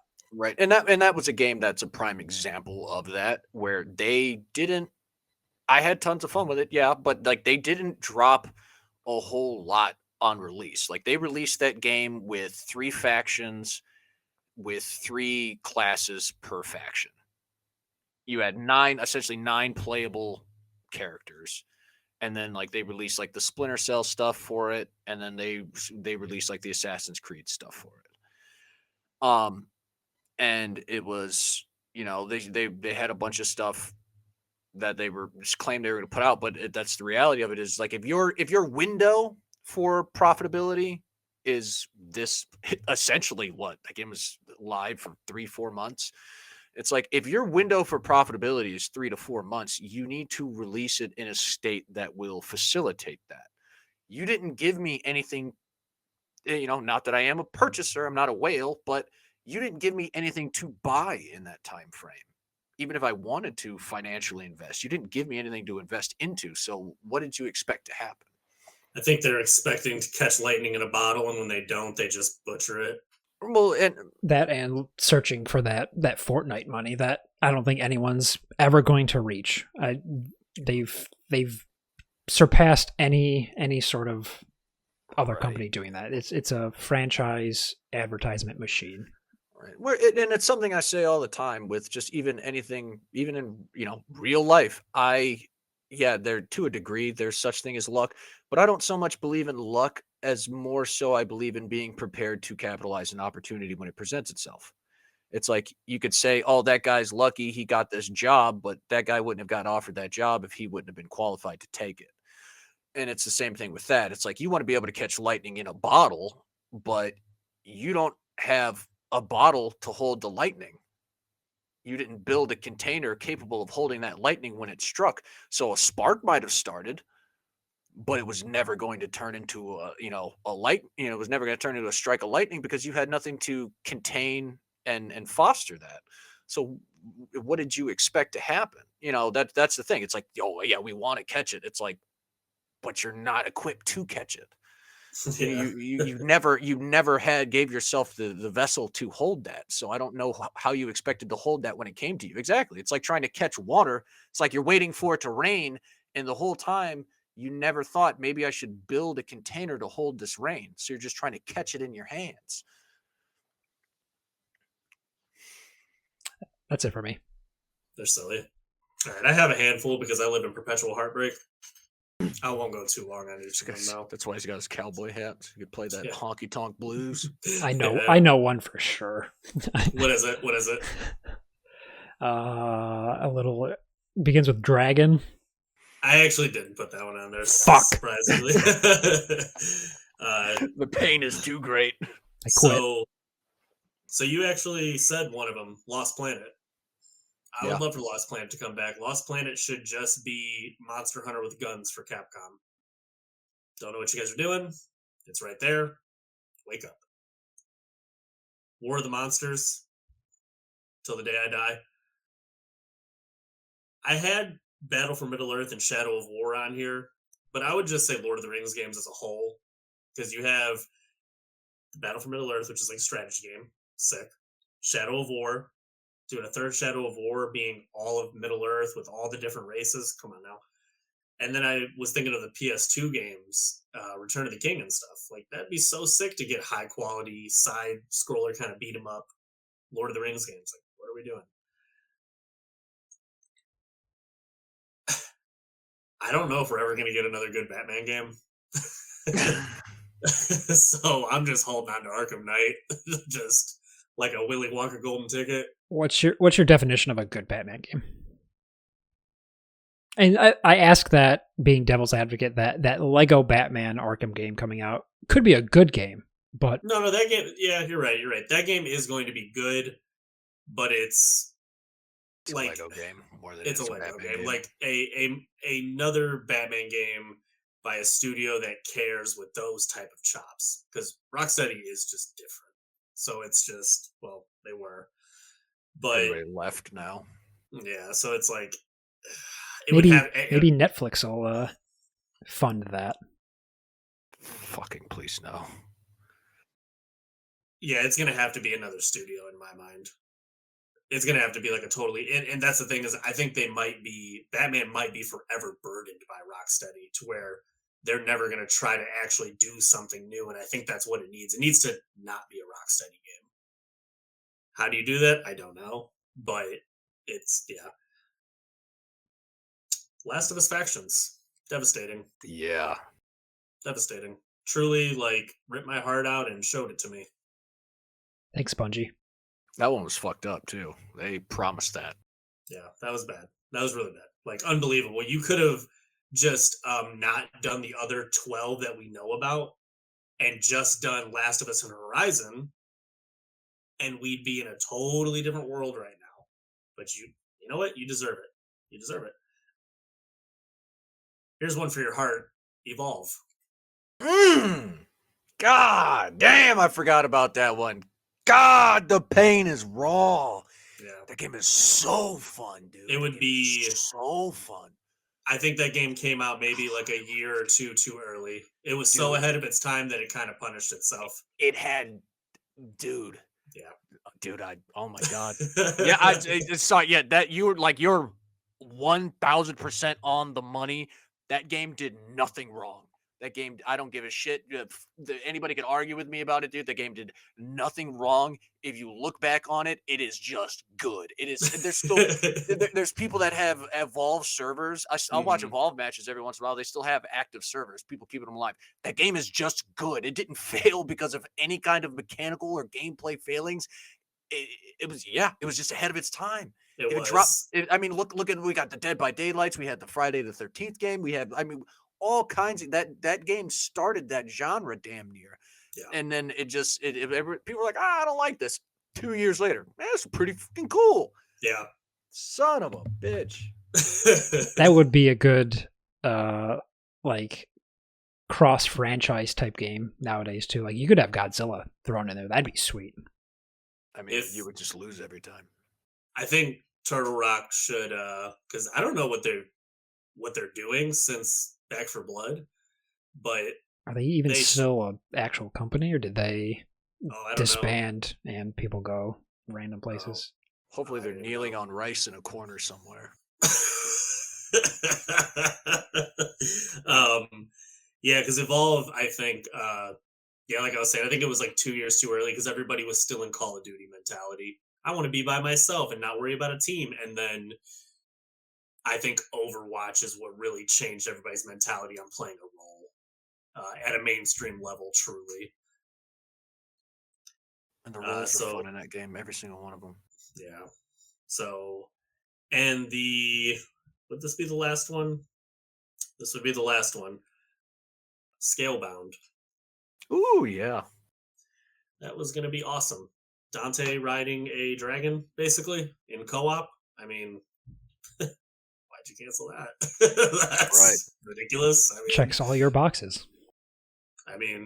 Dude, even when you go back and watch the gameplay of that, it's like the only thing that, the issue is just that console generation just couldn't handle it. Yeah. It was just too ambitious for the technology at the time. I'm still forever blown away that they never tried to bring that back. It's like scale out of bound. Yeah. Damn. Shots fired. Yeah. I would have just played co-op, let somebody be Dante and let me be the dragon, dude. That'd be sweet. That'd be sick. And that kind of, I'll save the vast majority of it for next week when the Path of Exile DLC drops with the druid and stuff. But don't get me wrong, I love being a man with a gun or a man with a bow or some sword guy or whatever. But God Almighty, can we do something different once in a while? And that's why that stuff looks so cool, because it's like you could be a bear, you could be a dragon, you could be a werewolf, whatever. But it's not, because most of the times when games do this, it's always clunky or very shallow. It's like, I think of Skyrim. I want to love that werewolf so much, but that jump Yeah. is stupid. And it's like, to really care about it and gamify it, or Evolve. Evolve's another great example. Being that monster is sick. Absolutely sick. Like, it just, you have so much more opportunity for unique gameplay with things that are not necessarily human. Like, and I know most people are like, I don't want to be no aminal. But it's like, dude, yeah, believe me, there's a lot more of them than you realize. It is unbelievable. Really?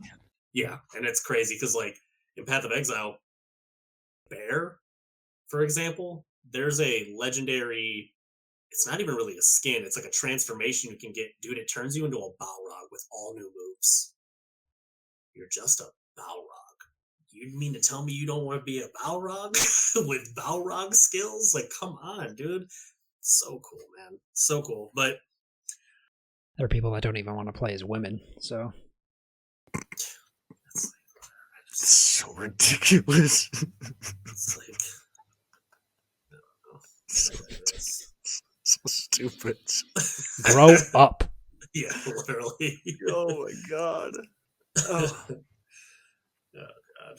Especially in games that are like, you know, mostly based around firearms too, where it's like being a woman wouldn't really be a relevant metric. Or it's in first person. It's like, you know, it's like I don't play Tomb Raider because fucking you're a girl. It's like you understand you're shooting everything, right? You're not like, it's not about being a big, strong. Like it would be different. I mean, but even then, it's like you would die anyway. It's like Laura Croft isn't wrestling these tigers to death. She'd be shooting them the same way a dude would be shooting them. It literally holds no bearing. If that tiger got a hold of a dude, it would do the same thing to a dude. It's a goddamn tiger. It's like Yeah, it's Triggered. Yeah. But yeah, I mean, everything I love just gets ripped out from under me in gaming. So Dragon's Dogma is the newest one. Whatever. Another one, add to the list. You know. So that's pretty much all mine. Real quick, and on which ones I think could come back. I do think Evolve could come back. And I do think Last of Us Factions could come back. I'd agree with both those. that's what makes Evolve hurt so bad for me is it's alive. Like obviously not alive and well, but it's like it is demonstrated that that game has staying power and like a decent size enough community. The only thing limiting it is it's just kept alive by the community. That's what's limiting it. It's like people can only do so much, without any kind of real financial backing behind them. Mm-hmm. And that's being hopeful that the company that actually owns that franchise doesn't send lawyers your way telling you to take it down. But that's the thing that sucks too. They're limited by that, where it's like it's been around long enough. People know about it. It's like if they wanted to come shut it down, they would. But you bet your ass if that thing got big, or if they started to monetize anything about that, it would be a wrap. So it's like we just got to play in our own little corner, and if we step outside of this corner, we're fucked. Oh God. Yeah. Depression, sadness. I didn't even think about Evolve. My brain probably fucking locked that out specifically for that reason. Like, don't say Evolve. Oh God. Jason warned you. Oh, dude. All the characters were fun too, and I don't mean just the roles. I mean the characters themselves. There was like 4 characters in every role at least, and they were all fun, and they all synergized like well with like you could pick one of 4 in each slot, didn't matter which one you picked, and it would flow in an overall gameplay. Like you can make any single one of those characters synergize with the rest of those characters if played appropriately. And then this small rant, it'll be over. And then like the monster, you could choose different play styles because you could choose the different abilities. So it's like you could play it completely different almost every time.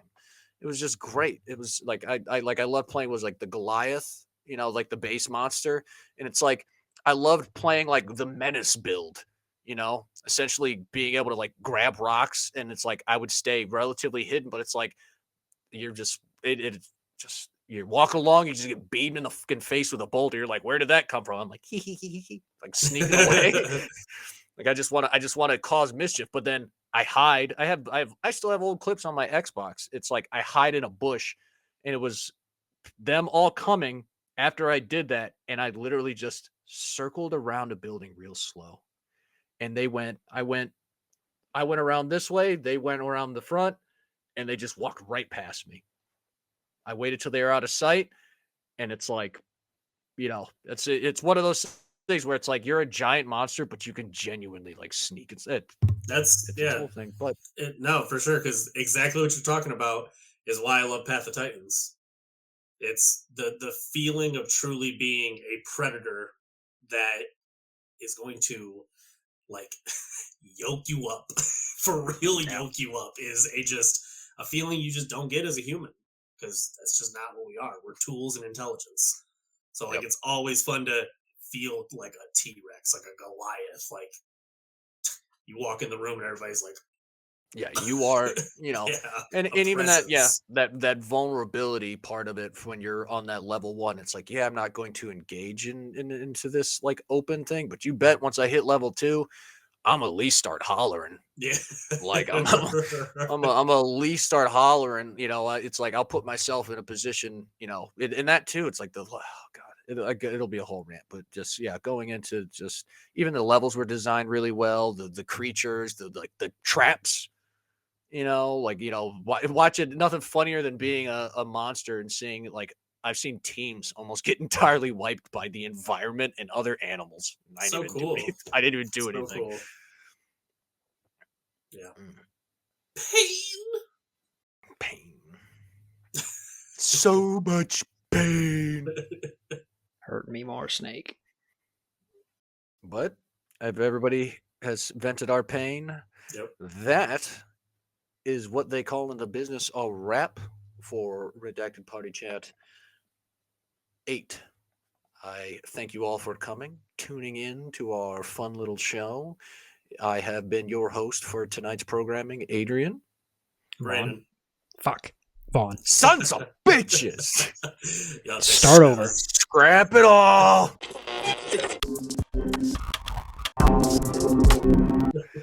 All right, guys. You guys enjoy yourself. Stay safe out there. Try to stay warm. And we will talk to you next week. Goodbye. Bye. Take care now.